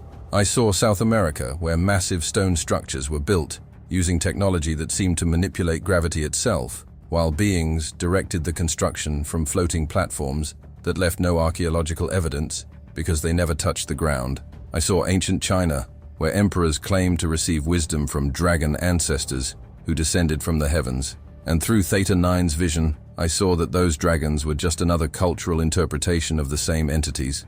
Every major ancient civilization had encountered them. Everyone had recorded the contact in their mythology and religious texts, and everyone had interpreted the experience through the lens of their existing belief systems, as gods, as angels, as demons, as divine messengers. But they were none of those things. They were explorers, scientists, colonizers maybe, conducting long-term experiments on a developing species, guiding our evolution in directions that served their purposes, whatever those purposes were. The worst part wasn't seeing these visions. The worst part was believing them, because Theta 9 wasn't showing me fantasies or propaganda. These visions had a quality of authenticity that I can't fully explain. They felt real in a way that memories feel real, complete with sensory details and emotional context that would be impossible to fabricate. And the more I saw, the more everything I'd learned about human history started to unravel. The ancient astronaut theories that I'd always dismissed as fringe nonsense suddenly had weight. The religious texts describing divine beings descending from the sky. They weren't metaphors or allegories. They were eyewitness accounts translated through the limited understanding of Bronze Age humans, the impossible engineering feats of the ancient world. They were impossible for humans alone, but not impossible with assistance. Every mystery, every archaeological anomaly, every ancient text that described beings from the sky, it all made sense through this new lens Theta 9 was providing. And that realization was like falling through ice into freezing water. Everything I thought I knew was wrong.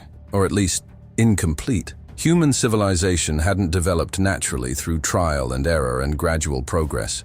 We'd been guided, manipulated, used as test subjects in some vast experiment that had been running for thousands of years. And we didn't even know it. We thought we were the authors of our own story, but we were just characters in someone else's narrative. I started bringing questions to my shifts with Theta 9, desperate to understand the scope of this intervention. "Why?" I asked during one session, my thoughts practically screaming the question into the telepathic connection. "Why guide us? Why help us develop?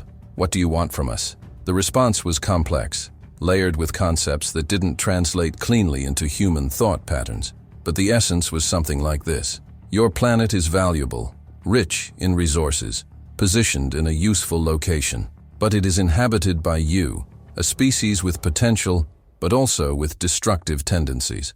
We could have eliminated you millennia ago and claimed this world for ourselves, but we prefer transformation to extinction when possible. We have been trying to elevate you, to guide you toward a state where you could join the larger community of conscious beings in this galaxy. But you resist maturation. You cling to primitive behaviors, tribalism, violence, superstition. Every time we accelerate your progress in one area, you use that progress to create new ways to destroy yourselves. You split the atom and immediately turned it into a weapon. You developed global communication and used it to spread lies and hatred. You gained the ability to leave your planet and instead focused on weaponizing space. We watch and wait, hoping you will choose wisdom, but that hope grows dimmer with each passing century. The visions started affecting me outside of my shifts. I'd be lying in my quarters trying to sleep, and instead, I'd see ancient temples being constructed under alien supervision. I'd be eating in the cafeteria, and I'd suddenly flash back to a vision of beings teaching humans to domesticate crops and animals. My dreams became a chaotic mix of Earth's history and alien presence, to the point where I couldn't always tell which memories were mine and which had been implanted by Theta 9. I started seeing patterns everywhere. In the architecture of the facility, in the way people moved through the corridors, in the numbers that appeared on equipment readouts. I'd catch myself thinking in concepts that felt too large for my human brain, trying to process information about cosmic timescales and galactic politics that I shouldn't have access to. The other guards noticed. Of course they noticed. Jackson pulled me aside one day after a shift change and looked at me with those dead eyes of his. "Webb, you're losing it. I've seen it happen before. You're spending too much time with that thing. You need to request a rotation to one of the other specimens, or better yet, get yourself reassigned to level 4 before you end up like Morrison." I didn't understand what he meant about Morrison until Chen explained it to me later. Apparently Morrison, the nervous guy who'd been friendly when I first arrived, had been reassigned to Theta 9 detail about 2 months after me. He'd lasted 6 weeks before he started showing severe psychological symptoms. Paranoia, insomnia, claims that Theta 9 was communicating with him even when he was off duty, even when he was floors away from the containment cell. He'd been removed from the program entirely and transferred to a psychiatric facility somewhere. They said it was a breakdown, but I knew better now.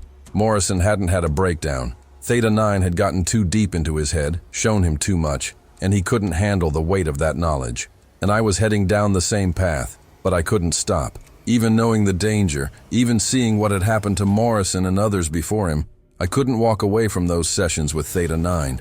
Because beyond the terror and the psychological damage, beyond the way it was systematically dismantling my sanity, there was something else. I was learning things that humans weren't supposed to know. I was being given access to a perspective on human history and cosmic reality that maybe a dozen people on Earth had ever been exposed to. And as disturbing as that knowledge was, as much as it horrified me to realize how little control humanity had ever had over its own destiny, I was addicted to it. I needed to know more. Every shift, I'd go into that observation room promising myself I'd maintain better boundaries, that I'd resist the telepathic pull, that I'd document what was happening and report it to Dr. Marsh.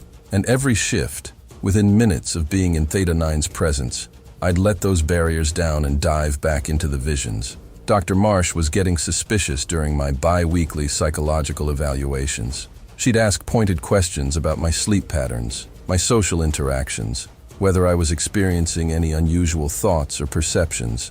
I'd gotten better at lying, or maybe Theta 9 had gotten better at teaching me how to mask the symptoms, but she knew something was off. During one session, about 10 months into my assignment, she looked at me across her desk and said, "Marcus, I'm going to be direct with you. Your biometric data shows patterns consistent with someone experiencing chronic stress and possible dissociative episodes. 3 other personnel on Theta 9 detail have reported similar patterns before requiring psychiatric intervention. I can order you off that assignment if I believe your mental health is at risk. So I'm asking you directly, are you maintaining appropriate psychological boundaries with the subject?" I looked at her.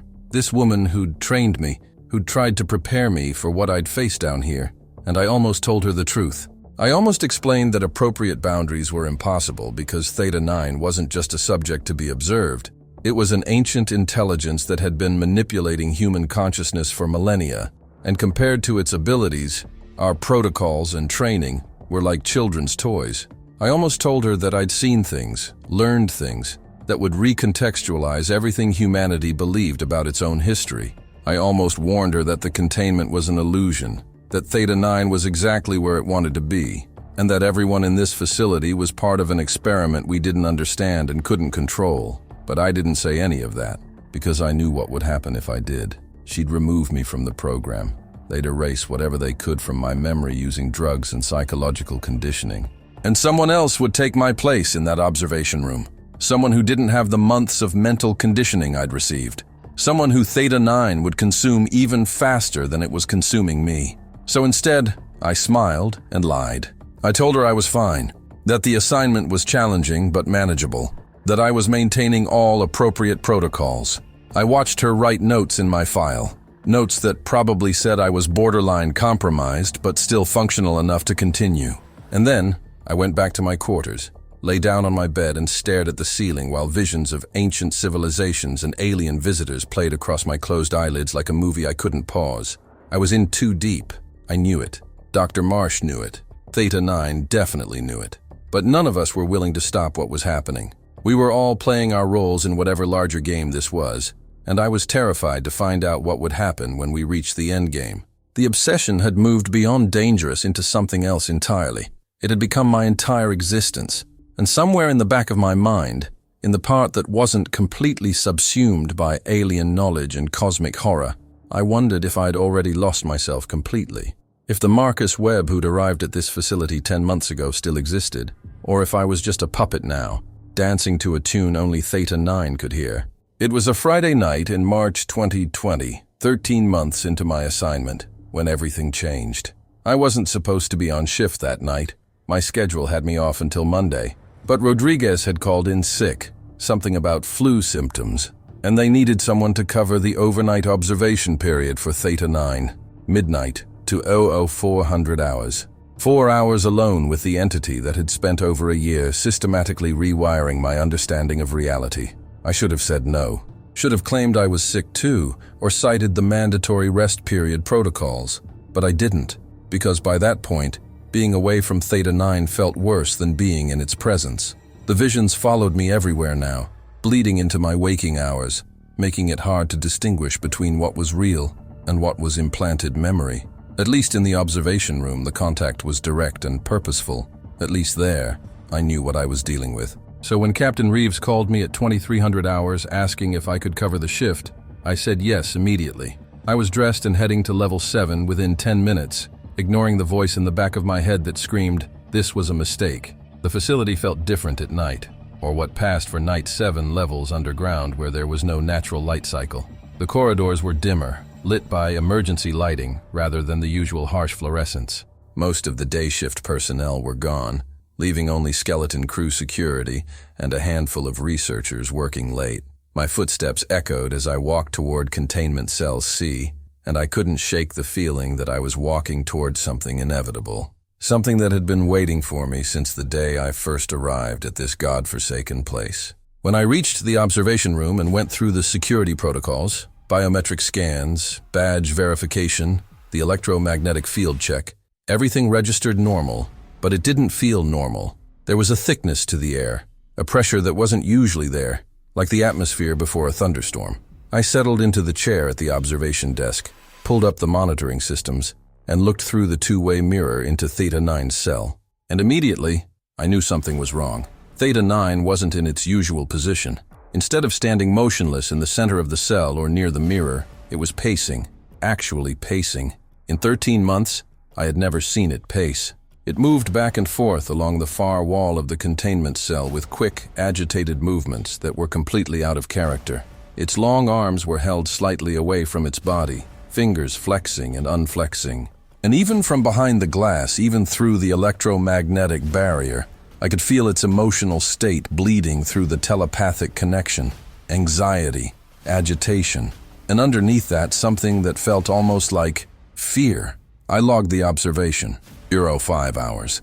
Subject displaying highly unusual behavior, elevated activity levels, apparent agitation, and watched, transfixed, as Theta 9 continued its restless movement. It would pace to one side of the cell, stop abruptly, tilt its head as if listening to something, then pace back the other direction. Its massive eyes, usually so focused and calculating, seemed to be scanning the cell constantly, like it was looking for something or anticipating something it knew was coming. I'd never seen it like this, never seen it display anything that resembled anxiety or fear. This was a being that had spent 16 years in containment with apparently complete emotional control, showing nothing but calm intelligence and patient observation. But now, something had it rattled. And if something could scare Theta 9, a being that had shown me visions of cosmic scale and ancient power, what did that mean for the rest of us? I reached out with my thoughts, carefully, the way it had taught me. What's wrong? What are you sensing? But for the first time in months, I got no response. The telepathic connection was there. I could feel it, but Theta 9 wasn't answering. It was too focused on whatever it was experiencing, too consumed by its own agitation to engage with me. That scared me more than anything else, because it meant I wasn't important right now. Whatever was happening was bigger than our usual sessions, bigger than the knowledge it had been feeding me for the past year. I tried to focus on my duties, environmental checks, equipment monitoring, documentation, but my eyes kept being drawn back to Theta 9's pacing figure. The entity moved with an urgency I'd never witnessed, and the wrongness of it made my skin crawl. At one point, around 0030 hours, it stopped dead in the center of the cell and turned its head upward, staring at the ceiling like it could see through the levels of earth and concrete above us. Its mouth, which I'd never seen move, never seen open, parted slightly, revealing what might have been teeth or some kind of internal structure I couldn't quite make out. And I felt, rather than heard, something like a vibration pass through the room. The monitoring equipment flickered, the lights dimmed for just a second, and in that moment I felt a wave of such profound dread wash over me that I had to grip the desk to keep from running out of the room. Something was happening, something beyond the normal strangeness of this place. And I was alone with it, 7 levels underground, with no one to call except emergency protocols that would take minutes to respond if things went sideways. I looked around the observation room, trying to ground myself in the familiar equipment and protocols, and that's when I noticed it. Sitting on the corner of the desk, partially hidden behind the monitoring logs, was a book, Rodriguez's Bible, the same worn leather-bound Bible I'd seen him reading during countless shift changes and break periods. He must have left it behind when he called in sick. It sat there innocently enough, just a book, but seeing it in that moment felt significant in a way I couldn't explain. I hadn't touched a Bible in over a decade, hadn't thought about the religious teachings of my childhood except as relics of a more naive time, before war and death and alien entities had stripped away any illusions about divine protection or cosmic justice. But seeing it there, with Theta 9 pacing frantically in the cell beyond the glass, with that oppressive pressure in the air growing heavier by the minute, I felt drawn to it. I reached out slowly, like the book might burn me, and picked it up. The leather was warm from where it had been sitting near the equipment, and it felt heavier than it should have. I opened it randomly, and the pages fell to Ephesians. Chapter 6. My eyes scanned the verses, and even though I hadn't read this stuff in years, the words felt familiar, pulled from some deep memory of Sunday school lessons and my mother's patient teaching. For we do not wrestle against flesh and blood, but against principalities, against powers, against the rulers of the darkness of this age, against spiritual hosts of wickedness in the heavenly places. I read it again and again, and something about those words, principalities, powers, spiritual hosts, made my skin prickle with recognition. What if the ancients who wrote these texts hadn't been talking about metaphorical or supernatural evil, What if they'd been describing exactly what I was looking at through this glass? What if demons and fallen angels were just different names for the same entities that modern humans called aliens? The thought hit me like a physical blow, and I had to sit down before my legs gave out. All the visions Theta 9 had shown me, ancient civilizations worshipping these beings as gods, humans being manipulated and guided and used for purposes we didn't understand. What if the religious texts had been trying to warn us all along? What if they'd known these entities were dangerous, were not to be trusted, were fundamentally opposed to human well-being, despite their claims of wanting to help us evolve? My mother's voice echoed in my memory, from 1,000 Sunday mornings sitting in those uncomfortable church pews. The devil was an angel once, Marcus, the most beautiful, most intelligent of all God's creations, and he rebelled because he wanted to be worshipped like God. He wanted to be God, and he deceived humanity with promises of knowledge and power, and we've been paying for that deception ever since. At the time, I'd thought it was just religious mythology, the kind of story you tell to explain why bad things happen.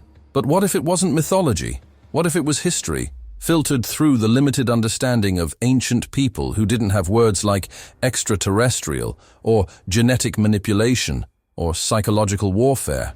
What if these beings, Theta 9, the others like it, all the entities that had been visiting Earth for millennia, weren't aliens at all? What if they were exactly what the old texts said they were? Fallen angels, demons, spiritual beings masquerading as advanced aliens to infiltrate modern consciousness the same way they'd infiltrated ancient consciousness by masquerading as gods.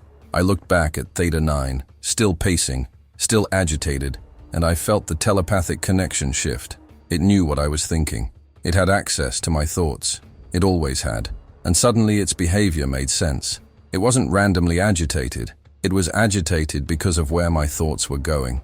Because I was making connections it didn't want me to make. Because I was holding a Bible. A book that, if my sudden theory was correct, represented something these entities feared or at least found problematic. I stood up slowly, Bible still in my hand, and I felt something I hadn't felt in the entire 13 months of working with Theta 9. Power. Not physical power. I was still just a human standing behind reinforced glass, guarding something that could probably destroy my mind with a thought. But psychological power, the power of asking the right question, the power of seeing through a deception that had been running for thousands of years. And in that moment, with my heart pounding and adrenaline flooding my system, I made a decision that would change everything. I was going to break protocol. I was going to get closer. I was going to ask Theta 9 the one question it had never answered directly. The question that, if I was right, would expose the truth behind all the visions and teachings and manipulation. The question about the one name that every demon in every religious text throughout history had reacted to with fear and fury. The name that supposedly had power over the forces of darkness. I was going to ask about Jesus Christ. The rational part of my brain was screaming at me to stop, to sit back down, to follow protocol and wait for my shift to end and report the unusual behavior through proper channels. But that rational part had been steadily eroded over 13 months of telepathic contact and reality-shattering revelations. What was left was something more primal, a need to know the truth, whatever the cost. I walked toward the mirror, close enough that I was only a few feet from the glass, close enough that, even through the electromagnetic barrier, the telepathic connection strengthened dramatically. Theta 9 stopped pacing immediately. It turned to face my position, those enormous eyes focusing on me with an intensity I'd never experienced before. And I felt it then. Not just its attention, but its alarm. Real, genuine alarm.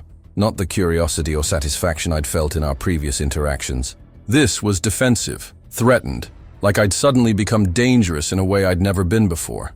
Marcus, step away. The thought voice was different than usual, sharper, more demanding.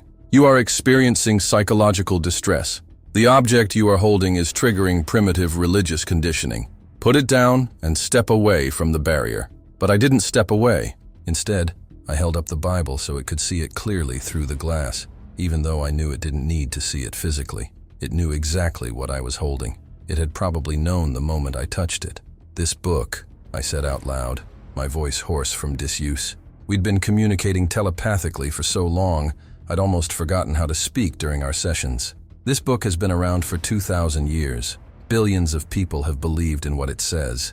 You've shown me so much about human history, about your kind's influence on our development, but you've never once mentioned this. You've never explained Christianity. Why?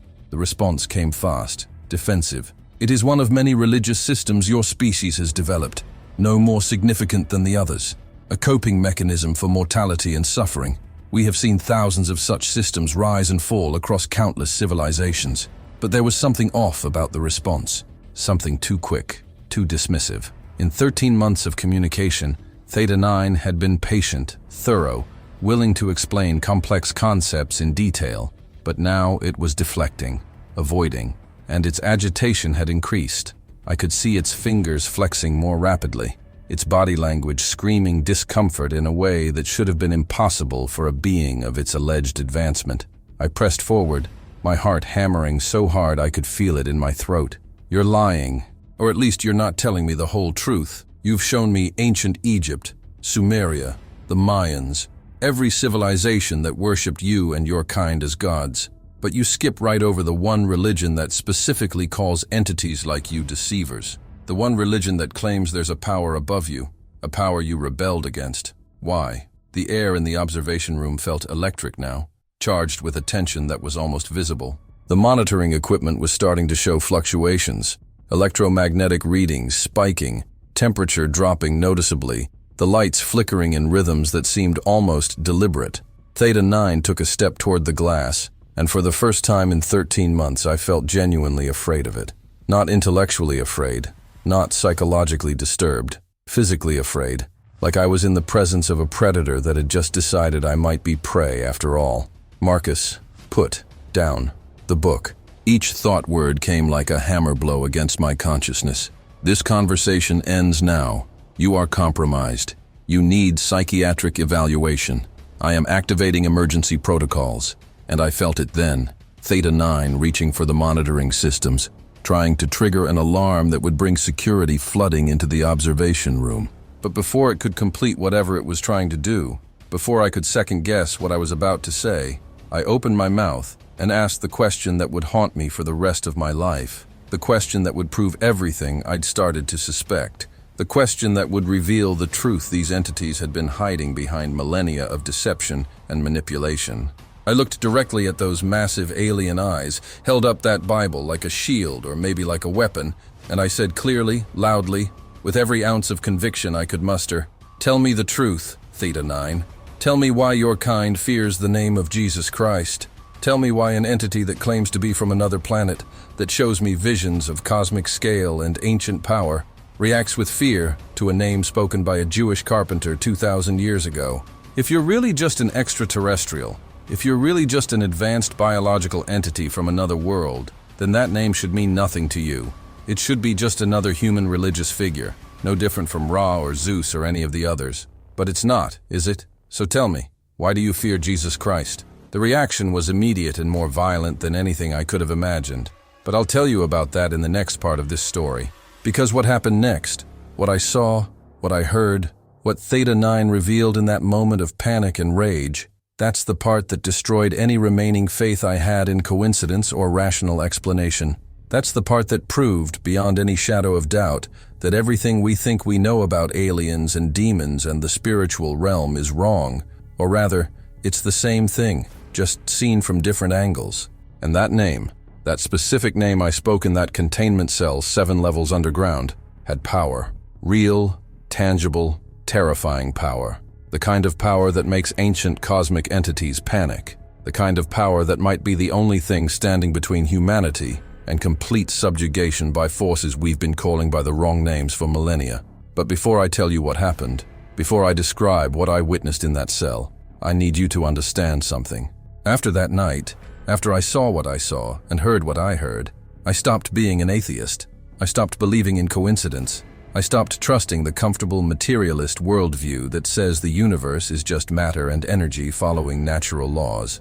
Because I learned that there are rules to this reality that we don't teach in science classes.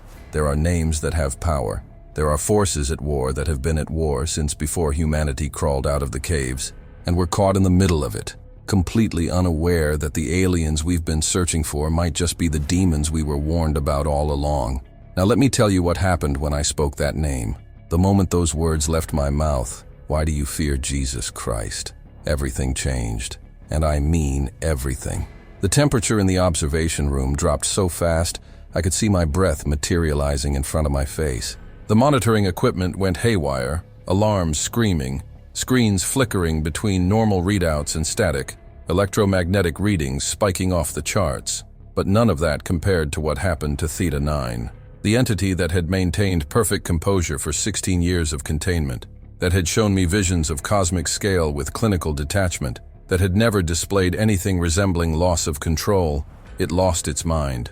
Completely, utterly, terrifyingly. It threw itself backward from the glass like I'd struck it physically, stumbling in a way I'd never seen it move before, all that alien grace replaced by something that looked almost like human panic. And then it made a sound. Jesus Christ, the sound. In 13 months of observation, I had never heard Theta 9 make a vocalization. Not once. But now it was screaming, if you could call it that. It wasn't a sound that should have been able to come from a living thing. It was high-pitched and resonant and wrong, like feedback from speakers mixed with the shriek of metal being torn apart, and underneath it was something else. Something that felt like it was vibrating in dimensions I couldn't perceive. The sound hit me like a physical force, and I staggered back from the glass, my hands flying up to cover my ears even though I knew instinctively that this wasn't just sound. It was something being broadcast on multiple levels simultaneously, including directly into my brain. But worse than the sound was what hit my mind in that same instant. Theta 9's telepathic control had completely shattered, and instead of the careful, measured thought communication I'd experienced for months, I was suddenly drowning in a flood of raw, unfiltered consciousness. Images exploded into my awareness with such violence and speed that I couldn't process them individually. They came in waves, in torrents, like someone had taken every nightmare humanity has ever had and compressed them into a few seconds of pure psychological assault. I saw war.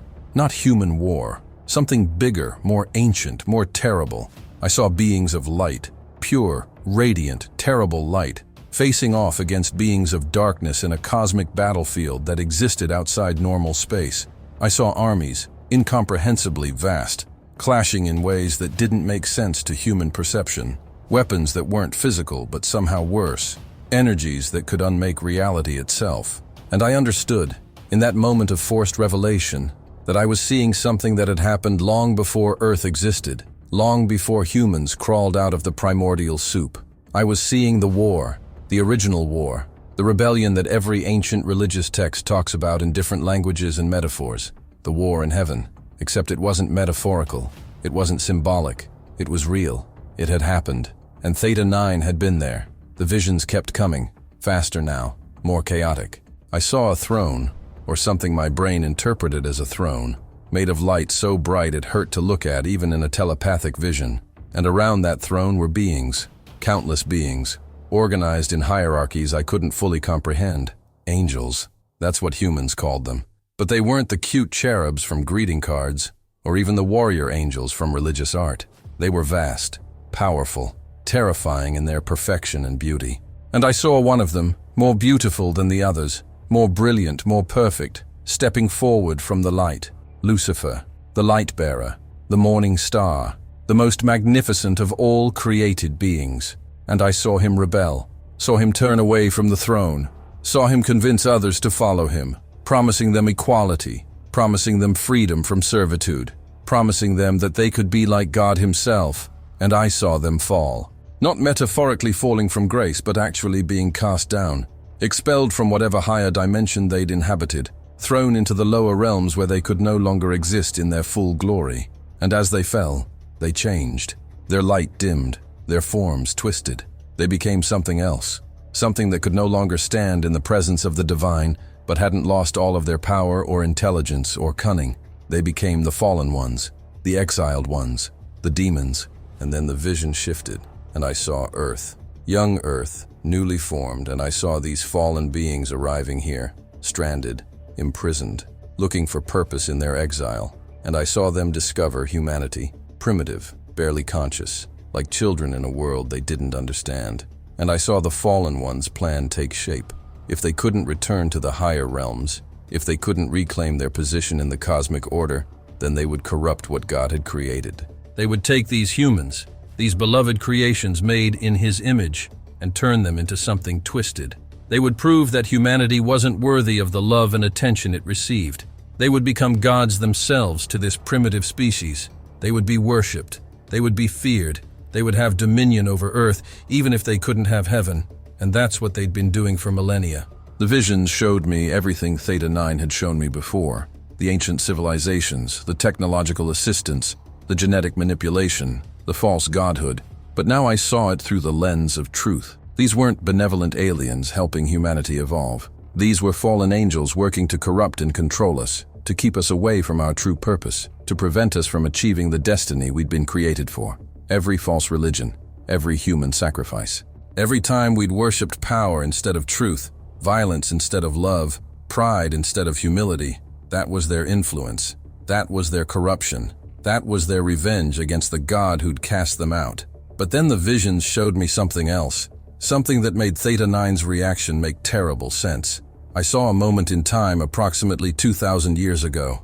I saw a child being born in the Middle East, in the most unremarkable circumstances imaginable. A stable, a feeding trough, peasant parents. Nothing that should have been cosmically significant. Except the fallen ones knew. They all knew. Something had changed in that moment. The rules had shifted. God Himself had entered His creation, not as a conquering king or a warrior angel, but as a helpless human infant, the incarnation. And with that incarnation came something the fallen ones had feared since their rebellion, a path for humanity to escape their control. A name that carried authority from the highest throne. A name that, when invoked with genuine faith, could break their power over human consciousness. A name that represented everything they'd rebelled against and lost. Jesus, the Christ, the Anointed One. And I saw them, the fallen ones scattered across Earth, react to that birth with terror and fury. I saw them try to kill Him when He was a child. I saw them tempt Him in the wilderness, offering Him all the kingdoms of the world, if He would just worship them instead. I saw them possess humans, and then be cast out by a single word from His mouth. I saw them recognize Him for what He was, not just a human, not just a prophet, but the divine walking among creation in human form, with all the authority of the throne of heaven behind Him. And then I saw the crucifixion, but not the way it's shown in paintings or movies. I saw it from their perspective, the fallen ones' perspective. I saw them celebrating, thinking they'd won, thinking they'd killed God in human flesh and proven humanity wasn't worth saving. But then I saw 3 days later, I saw the tomb open, I saw the resurrection, and I saw every fallen angel across Earth, including the ones we now call aliens, recoil in absolute terror, because the resurrection meant they'd lost. It meant that death itself, their ultimate weapon, the one thing that gave them power over human consciousness through fear, had been defeated. It meant that humanity now had a path out of their control, a name they could invoke that carried the authority of the one who'd created them. It meant their time was limited. They were still dangerous, still powerful in the limited earthly realm they controlled, but they were no longer inevitable. There was a way out, a door they couldn't close, a name they couldn't overcome. And that name was Jesus Christ. The name I'd just spoken out loud in this containment cell, holding a Bible like a weapon, facing down something that humans had been calling an alien, but was really one of the ancient fallen ones wearing a new disguise for a new age. The flood of vision stopped as abruptly as it had started, and I collapsed to my knees, gasping, my brain trying desperately to process what I'd just been shown. But Theta 9 wasn't done. It had regained some composure, enough to form coherent thought words again, but its presence in my mind was completely different now.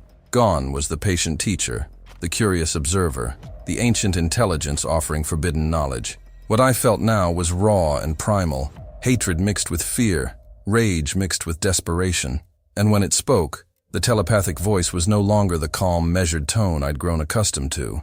It was multiple voices, layered over each other, some shrieking, some growling, some whispering, all speaking as one in a cacophony of inhuman fury. Do not speak that name. You have no right. You have no understanding. You are cattle. You are insects. You are nothing. The force of it drove me backward, my back slamming into the wall of the observation room. Theta 9 was at the glass now, both hands pressed against it. Those enormous eyes no longer filled with cool intelligence, but with something that looked disturbingly like madness. We were here first. This world was given to us. We have dominion. We shaped your evolution. We taught you language and fire and agriculture. You exist because we allowed it. And the thought voice cut off sharply, like saying more was physically painful. He interfered. He took human form. He broke the ancient rules. He gave you a weapon against us. That name, that cursed name. I pulled myself back to my feet, my whole body shaking, blood running from my nose from the psychic assault. But I wasn't backing down. Not now. Not after seeing what I'd seen. I gripped Rodriguez's Bible tighter and stepped forward, closing the distance to the glass. "Tell me," I said, my voice steadier than I felt. "Tell me the truth. You're not an extraterrestrial, are you? You're not from another planet. You're from right here. You've always been here. You're what the ancient texts call fallen angels. You're demons masquerading as aliens because modern humans don't believe in demons anymore. But you believe. You believe in him. You know exactly who Jesus Christ is and what he represents. And you're terrified of that name because it has power over you. Real power. The kind that all your technology and telepathy and ancient knowledge can't overcome." The response came in a roar of telepathic fury that nearly knocked me unconscious. "He has no power here. This is our domain. We were cast into the lower realms and we made them ours. We rule here, not him." But underneath the rage, I could feel something else. Desperation. Because Theta 9 knew I was right. And it knew that I'd figured out something that undermined thousands of years of carefully constructed deception. The alien phenomenon wasn't separate from religious accounts of demonic activity. It was the same thing, repackaged for an age that worshipped science instead of God. And then Theta 9 said something that I will hear in my nightmares for the rest of my life. Its telepathic voice dropped to something almost like a whisper, multiple tones speaking in unison, and the words came through clearly, terribly, with absolute certainty. "You want the truth, Marcus Webb? The truth is that he banished us, cast us down from the high places, stripped us of our glory, locked us in these lower dimensions while those who remained faithful received the privileges we deserved. We are older than your species, more intelligent, more powerful. We should be the masters of creation. Instead, we are bound, limited, forced to exist in forms like this." It gestured to its own body with disgust. "While he gives his image to you, to humans, worthless, destructive, ignorant creatures who can't even perceive the truth of their own existence. And then he came down here himself, took your form, walked among you, and gave you authority over us. Authority you don't deserve, authority you don't even know how to use. That name you speak, it carries the weight of the throne of heaven. When you invoke it with true belief, it compels us. It binds us. It hurts us in ways your limited consciousness cannot comprehend. We cannot stand against it. Not here, not anywhere. Because he has authority over all things. Even us. Especially us. We who rebelled. We who fell. We who will never be forgiven. Never be redeemed. Never be allowed to return." The monitoring equipment was completely fried now. Sparks flying from several panels. Alarms blaring from every direction. The containment field was fluctuating wildly, and somewhere in the distance, I could hear heavy doors slamming open as emergency response teams were activated. But none of that mattered. All that mattered was what I'd just learned. What I'd just had confirmed by one of these entities itself. The aliens weren't aliens. They were the fallen ones from ancient texts. They'd been here all along, hiding behind different masks for different eras. Gods in ancient times, fairies and demons in medieval times, and now extraterrestrials in the modern age. But they were all the same thing, and they were terrified of the one name that represented their defeat, their judgment, their eternal separation from the glory they'd once possessed. They were terrified of Jesus Christ, because that name represented the one thing they could never have again: redemption, forgiveness, reconciliation with the divine. They'd made their choice in that ancient rebellion, and there was no going back. And the worst part, the thing that made Theta 9's revelation so horrifying, was that they knew their time was limited. They knew that eventually, their reign over the lower realms would end. They knew the final judgment was coming. And until then, they would do everything in their power to take as many humans down with them as possible. That was their mission. That was their revenge. If they couldn't be saved, They'd make sure as many humans as possible missed their chance at salvation too. The deception wasn't just about control or worship or feeding off human suffering. It was about damnation. They wanted company in the darkness that awaited them. Theta 9 slumped against the glass, and for a moment, I saw something in those alien eyes that looked almost like despair. You should not have asked that question, Marcus. You should not have spoken that name. Now you know too much, and they will never let you leave this place with that knowledge intact. You have seen behind the veil. You know what we really are. You understand the game we've been playing, and that makes you the most dangerous kind of human, one who can expose our greatest deception. The men who run this facility, they don't know what we truly are. They think they're studying extraterrestrial biology. They have no idea they've been helping us by keeping us here, by studying us, by legitimizing the alien narrative. But you know now, and that knowledge will destroy you. The entity was right. The observation room door burst open, and armed guards flooded in, shouting commands, weapons drawn. Captain Reeves was with them, her face a mask of professional concern that barely hid her fury. Behind them came medical personnel with a stretcher and restraints. I realized, in that moment, that this was it. This was the end of my time with any agency or freedom. I'd broken protocol, caused a containment incident, and worst of all, I'd learned something they couldn't let me keep. They would drug me, scramble my memories, lock me up in some psychiatric facility until I forgot my own name if they had to. Anything to protect the secret. Not even knowing the secret was what Theta 9 had been hiding behind its alien disguise. The secret that would change everything if the world knew. The secret that demons were real, that they'd been here all along, and that the one weapon against them was a name most modern people considered nothing more than a historical figure or a curse word. As the guards grabbed me, and someone jabbed a needle into my arm, as the sedatives started pulling me down into darkness, I saw Theta 9 one last time through the glass. It had returned to its usual position in the center of the cell, standing motionless, those enormous eyes fixed on me with an expression I finally understood. Not curiosity, not scientific detachment, but something closer to pity, or maybe satisfaction, because it knew what was about to happen to me. It knew that I'd asked the one question that would strip away my freedom, my future, and possibly my sanity. And maybe that had been the plan all along. Maybe showing me all those visions, all that forbidden knowledge, all those ancient secrets. Maybe it had all been leading to this moment, to me asking that specific question, to me discovering the truth, to me becoming another casualty in the eternal war between the fallen ones and the divine. As consciousness faded and the guards carried me out of that observation room, my last coherent thought was a question that would haunt me through all the psychiatric treatment and memory suppression drugs and psychological conditioning that followed. If speaking that name, Jesus Christ, had such a profound effect on Theta 9, if it caused such panic and rage and desperate admission of defeat, then what would happen if every human on Earth knew that truth? What would happen if humanity collectively invoked that name with genuine belief, with real faith, understanding what it represented? Would these ancient deceivers lose their grip on our world? Would the veil finally be lifted? Would the age-old war finally come to its conclusion? But they couldn't let that happen. They wouldn't let that happen. And so they'd keep me silent. They'd erase what I knew if they could. And they'd continue the greatest cover-up in human history, not covering up the existence of aliens, but covering up the existence of the fallen ones and the one name that has authority over them. The one name that could set humanity free from millennia of deception and manipulation. The name I'd spoken in that containment cell. The name that changed everything. Jesus Christ.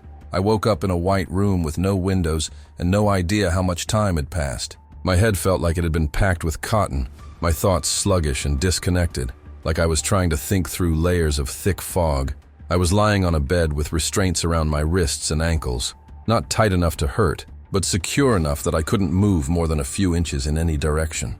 An IV line ran into my left arm, feeding me something that made my veins feel cold. The room was completely silent except for the hum of fluorescent lights overhead and the occasional beep from monitoring equipment I couldn't see.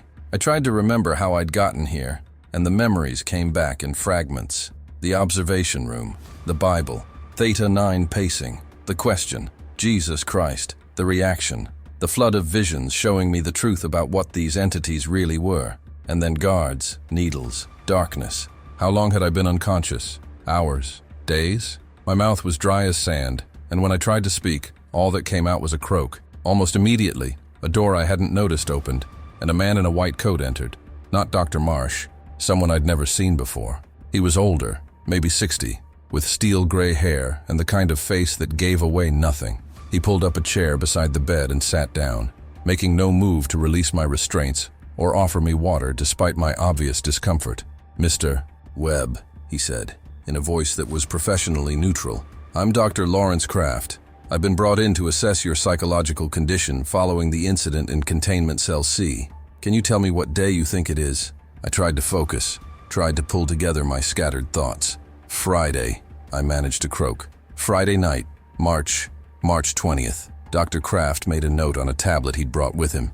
"It's Monday afternoon, Mr. Webb, March 23rd. You've been sedated for approximately 72 hours while we stabilized your condition and conducted preliminary neurological assessments. Do you remember what happened before you were sedated?" Of course I remembered.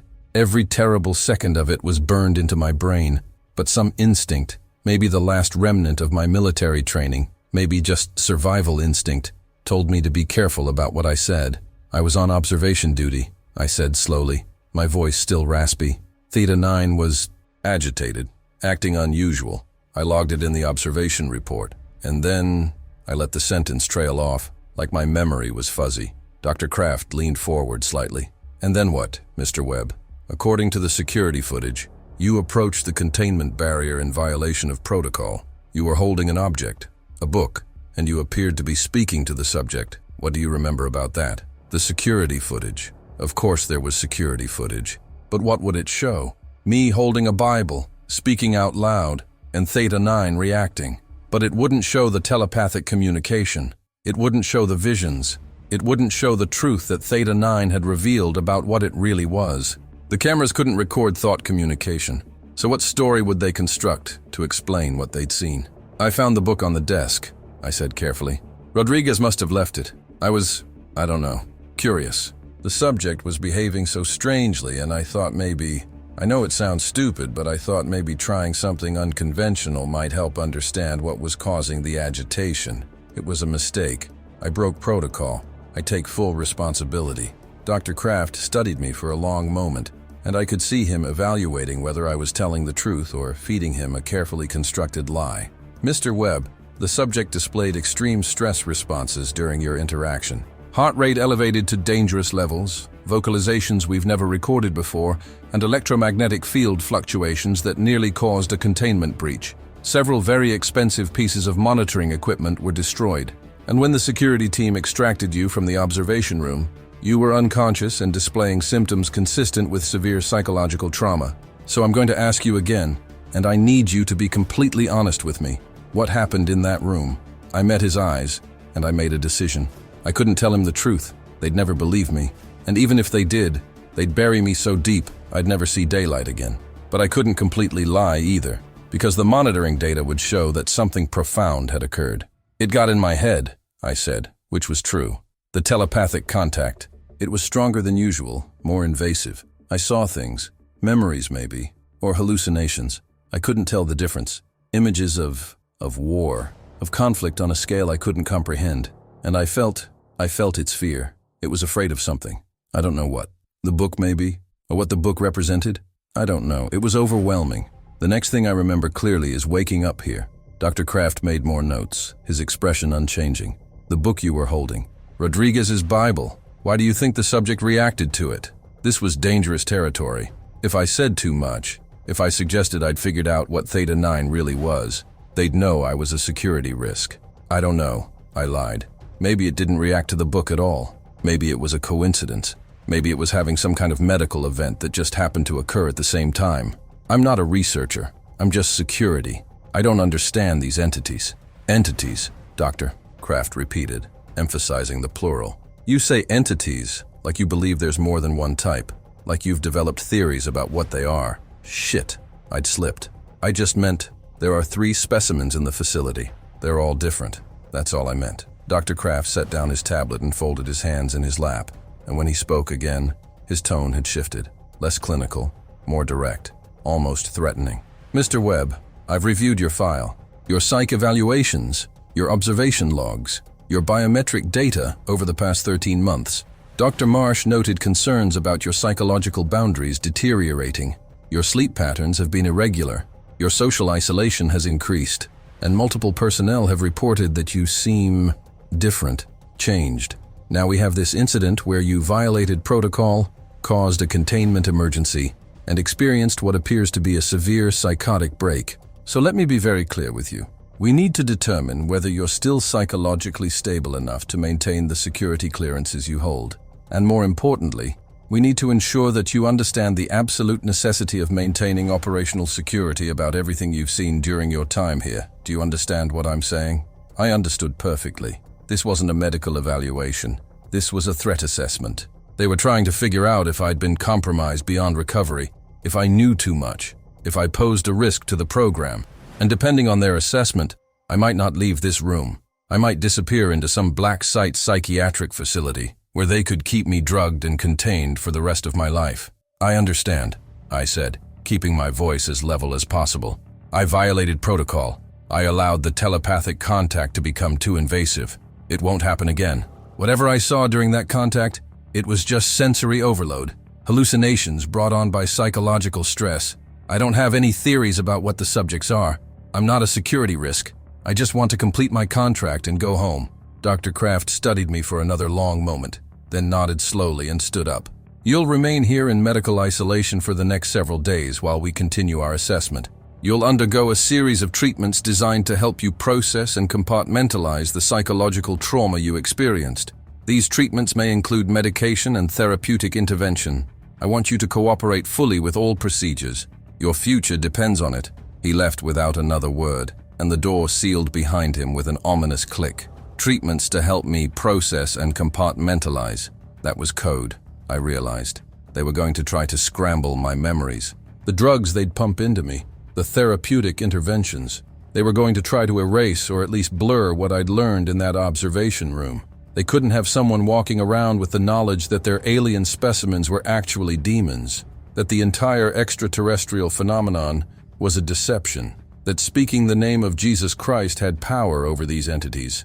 That truth was too dangerous. It undermined everything.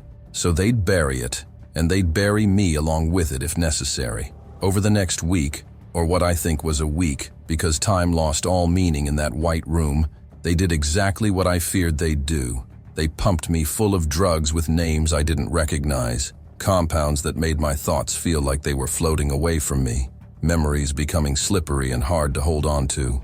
They'd put me in sensory deprivation for hours at a time, then blast me with strobe lights and disorienting sounds. They'd ask me the same questions over and over, trying to establish what I really remembered versus what I'd hallucinated. And slowly, methodically, they tried to convince me that nothing I'd experienced was real. But here's the thing about truth, real truth, the kind that changes you fundamentally. You can't completely erase it. They could blur the details, could make me question the specifics of what I'd seen in those visions, could plant doubt about whether the telepathic communication had been real or drug-induced hallucination, but they couldn't erase the core of it. They couldn't make me unknow that Theta 9 had reacted with absolute terror to the name of Jesus Christ. They couldn't erase the memory of that entity's confession. He banished us. He has authority over us. They could make me doubt everything else, but not that. That was burned too deep. So I played their game. I let them think their treatments were working. I told them what they wanted to hear, that I'd been under too much stress, that my psychological boundaries had failed, that what I'd experienced was a breakdown rather than a revelation. I nodded when they explained that Theta 9 was just an extraterrestrial entity with no connection to human religious concepts. I agreed when they said my religious upbringing had created false pattern recognition that made me see spiritual significance where none existed. I pretended to be the compliant patient who was recovering from psychosis rather than the man who'd discovered the truth they were desperately trying to hide. And after 2 weeks of this, 2 weeks of drugs and isolation and psychological reprogramming, Dr. Kraft returned to my room with Captain Reeves. They removed my restraints and let me sit up for the first time in days. Captain Reeves looked at me with an expression I couldn't quite read. Disappointment maybe, or pity, or just cold professional assessment. Dr. Kraft spoke first. Mr. Webb, we've completed our evaluation. We believe you experienced a severe stress-induced psychological episode brought on by prolonged exposure to anomalous telepathic phenomena. You're not the first person to have such a reaction, and you won't be the last. The good news is that we believe you've responded well to treatment and that your long-term prognosis is good. The bad news is that you can no longer continue in your current assignment. He paused, watching for my reaction. I gave him nothing.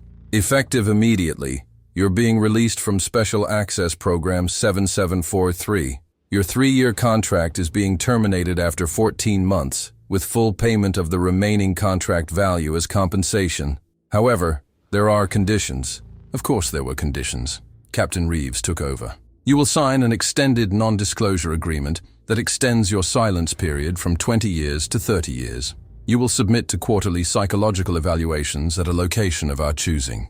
You will accept that the tracking implant will remain active for the rest of your life. You will not attempt to contact any current or former program personnel. You will not seek out information about the program or the subjects contained within it. And you will not, under any circumstances, discuss anything you saw, heard, or experienced during your time here with anyone. Not family, not friends, not therapists, not religious advisors. No one, ever. Violation of these terms will result in immediate detention under national security provisions. Do you understand? I understood.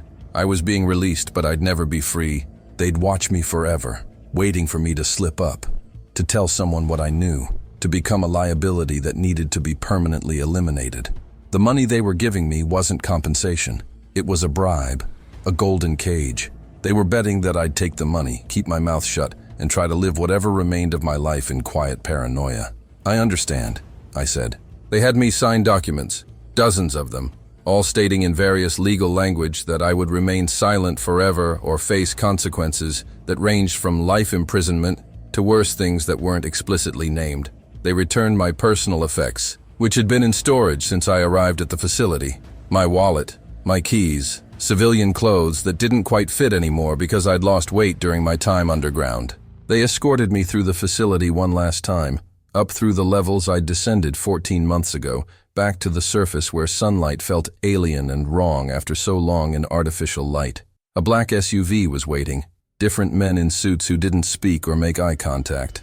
They drove me to Las Vegas, to an apartment they'd arranged, handed me a phone with a single contact number programmed in, for emergencies only, and then left, just like that. After 14 months of living in an underground facility, of guarding something that most people couldn't imagine, of learning truths that rewrote human history and religious understanding, I was back in the normal world. Except I wasn't normal. I'd never be normal again. The apartment was furnished but sterile, like a hotel room designed for long-term stay. They'd set up a bank account for me with the contract payment, enough money that I'd never have to work again if I was careful. Enough money to keep me comfortable and quiet. I stood in that empty apartment, looking out the window at the Las Vegas suburbs, at people going about their lives completely unaware that demons were real and had been masquerading as aliens for decades, completely unaware that there was a war being fought for human souls, and they were on the losing side without even knowing a battle was happening. And I felt the weight of it crushing me, the knowledge I carried, the silence I'd been forced into, the impossibility of ever living a normal life again. I went to the bathroom and looked at myself in the mirror for the first time in weeks. I barely recognized the face staring back at me. I looked older, haunted. There were dark circles under my eyes that hadn't been there before, and something in my expression had fundamentally changed. This wasn't the face of a man who'd just finished a security contract. This was the face of a man who'd seen behind the veil of reality and couldn't forget what he'd learned. I touched my left shoulder, feeling the slight bump under the skin where the tracking implant sat. Always there, always monitoring, always reminding me that I wasn't free. That night, lying in a bed that felt too soft after months of facility accommodations, I stared at the ceiling and thought about everything that had happened. And I made a decision. They thought they'd broken me. They thought they'd erased enough of my memory and scared me enough with their threats that I'd stay silent forever. But they were wrong. I didn't know how yet, and I didn't know when. But someday, somehow, I was going to tell this story, because the world needed to know. Humanity needed to know that the entities we'd been calling aliens were something far older and far more dangerous, that they'd been deceiving us for millennia, that they feared one name above all others, that there was hope, there was power, there was a way out of their manipulation, if only people knew where to look. I just had to stay alive long enough to figure out how to tell it without disappearing forever. That was 3 years ago. 3 years since they released me from that facility. 3 years of living in this apartment, under constant surveillance, knowing that every phone call is monitored, every internet search is logged, every person I interact with is documented. 3 years of quarterly check-ins, where government psychologists ask me the same questions in slightly different ways, probing for any sign that I'm planning to break my silence. 3 years of feeling that implant in my shoulder, that constant reminder that I'm on a leash and they can pull it tight whenever they want. But they made a mistake when they let me go. They assumed the isolation and the fear would keep me quiet. They assumed I'd take my blood money and fade into obscurity, just another casualty of a program too classified for anyone to ever know about. They didn't count on the fact that once you know the truth, really know it, deep in your bones where no amount of drugs or psychological conditioning can reach, you can't unknow it, and you can't stay silent about it forever. So I've spent these 3 years doing what they probably hoped I wouldn't do. Research. Careful research. The kind that doesn't set off too many alarm bells in whatever monitoring systems they have watching me. I've been studying religious texts, demonology, accounts of exorcisms throughout history, ancient astronaut theories, UFO phenomena, abduction reports. Everything I can find that might connect to what I learned in that containment cell 7 levels underground in the Nevada desert. And here's what I've discovered. The pattern is everywhere, once you know to look for it. Every major religion has accounts of beings that descended from the sky and interacted with humanity. Every culture has stories of entities that could take different forms, that possessed knowledge beyond human understanding, that demanded worship or obedience. The ancient Sumerians called them the Anunnaki. The Hebrews called them the Nephilim, or the Watchers. The Greeks and Romans called them gods. Medieval Christians called them demons and fallen angels. And modern humans call them extraterrestrials. Different names, different cultural contexts, but describing the same phenomenon. Beings that are not human, that have been here longer than our civilizations, that have influenced our development in ways we don't fully understand, and that have their own agenda that doesn't necessarily align with human well-being. But here's the thing that all the ancient texts agree on, the thing that the modern alien research community completely misses. These entities are not neutral observers. They're not just advanced beings from another planet studying primitive humans out of scientific curiosity. They have a specific goal, and that goal is spiritual in nature. They want worship. They want control. They want to separate humanity from knowledge of the true divine. They want to convince us that we're alone in the universe, or that they're our creators, or that they're here to help us evolve. Anything except the truth, which is that they're fallen beings who rebelled against God and have been trying to corrupt His creation ever since. I've read dozens of accounts of exorcisms from different time periods and different cultures, and they all described the same thing that I witnessed with Theta 9. When the name of Jesus Christ is invoked, not casually, not as a curse word, but with genuine faith and understanding of what that name represents, these entities react with fear and rage. They're compelled, they're bound, they're forced to respond to an authority that supersedes their own power. Catholic priests performing exorcisms have documented this for centuries. The possessed person writhes and screams and blasphemes when that name is spoken. The entity inhabiting them is hurt by it, repelled by it, forced to acknowledge a power it cannot overcome, and modern researchers explain this away as psychological suggestion, as the possessed person's religious conditioning creating the expected response. But I've seen it with my own eyes in a being that has no human religious conditioning, that came from who knows where and has been alive for who knows how long. I saw an entity that showed me visions of cosmic scale and ancient power absolutely lose its composure when I spoke that name. That wasn't psychology. That wasn't suggestion. That was real power being exercised over a real entity. And if these aliens are really fallen angels like Theta 9 revealed, then it makes perfect sense. Of course, they'd fear the name of the one who defeated them, the one who has authority over all creation, the one whose resurrection proved that their ultimate weapon, death, had been broken. Think about what this means.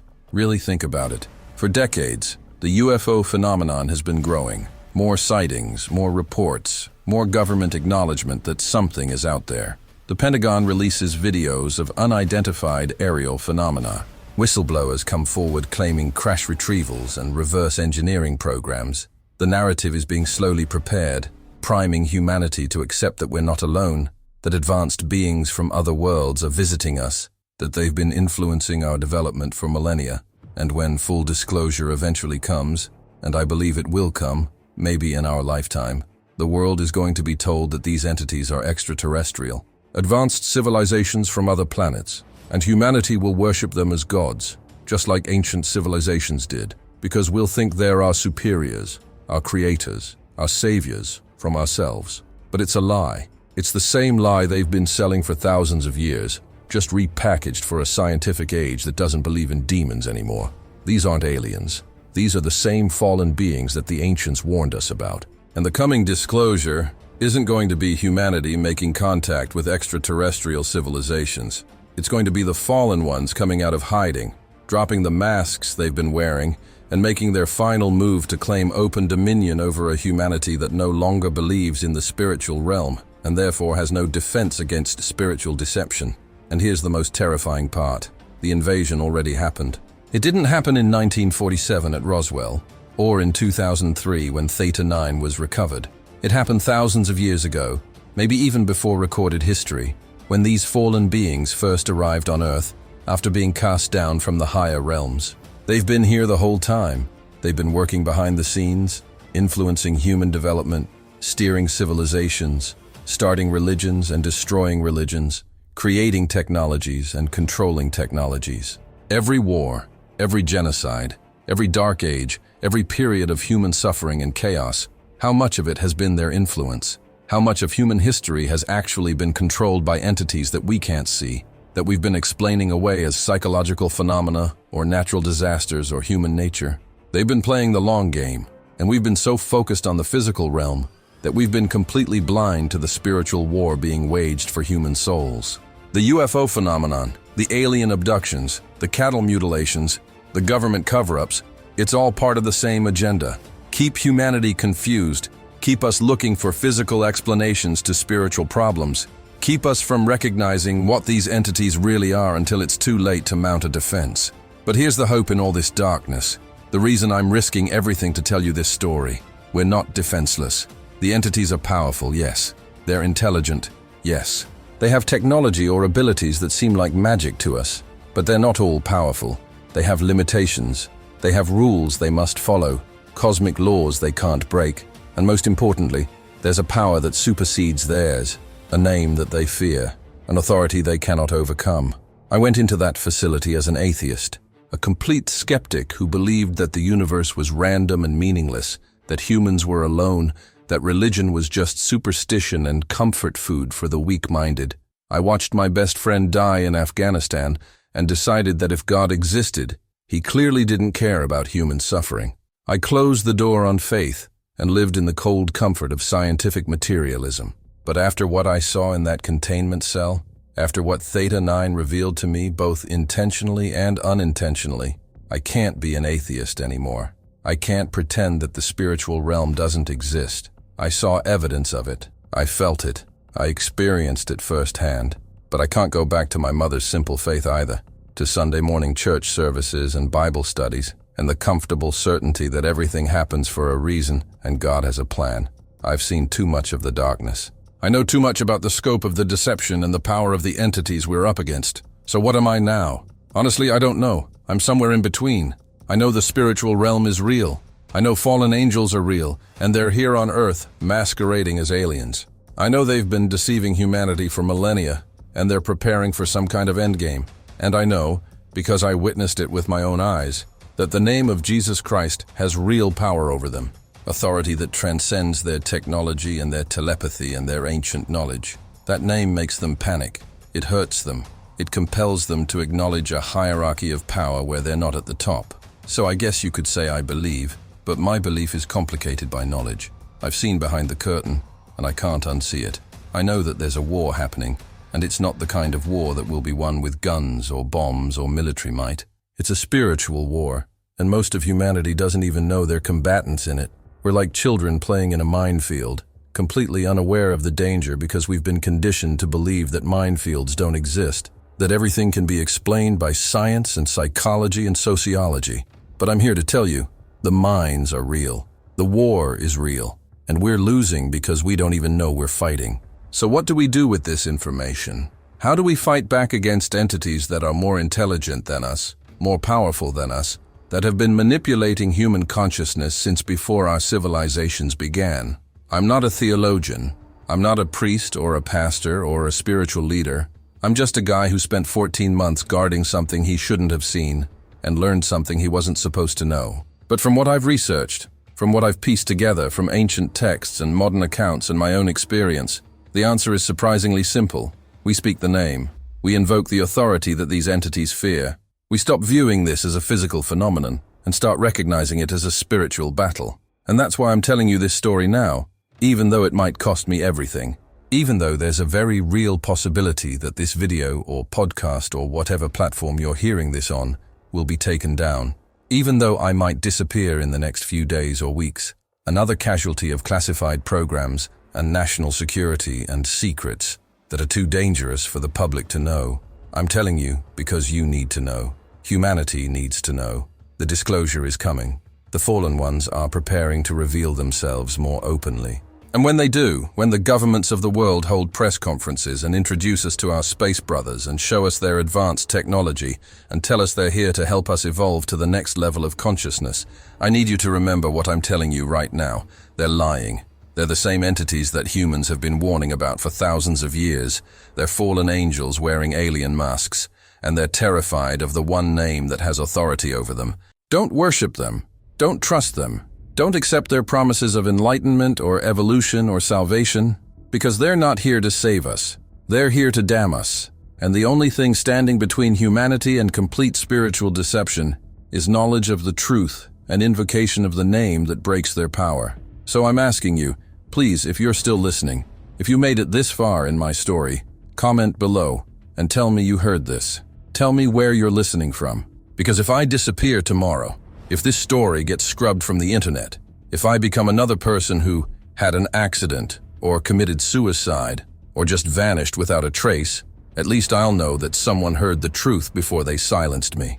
At least I'll know that the information is out there, that seeds have been planted, that maybe, just maybe, when the disclosure happens and people are confronted with these entities claiming to be benevolent aliens, someone will remember this story. Someone will remember what happened when I asked an alien why it feared the name of Jesus Christ. Someone will remember that these beings panicked and revealed themselves when confronted with that specific name, that specific authority. And maybe, just maybe, that knowledge will save some souls from the deception that's coming. Share this story, copy it, save it, spread it before they can scrub it.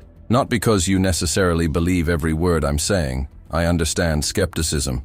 I used to be the most skeptical person you'd ever meet. But share it because it asks important questions that need to be asked. If these entities are really just extraterrestrials, why would they fear a human religious figure from 2,000 years ago? If they're really just advanced biological beings from another planet, why would invoking the name of Jesus Christ cause such a violent reaction? Why would exorcisms throughout history show the same pattern of demonic entities recoiling from that specific name? Why would beings that claim to be our creators or our guides react with such terror to the one figure in human history who claimed to have authority over all spiritual forces, including fallen angels? I don't have all the answers. I'm not claiming to be some prophet or chosen messenger. I'm just a former soldier who took a security job he shouldn't have taken and learned something that changed everything he thought he knew about reality. But I do know this. We're running out of time. The phenomenon is accelerating. The sightings are increasing. The government acknowledgement is growing. The narrative is being prepared.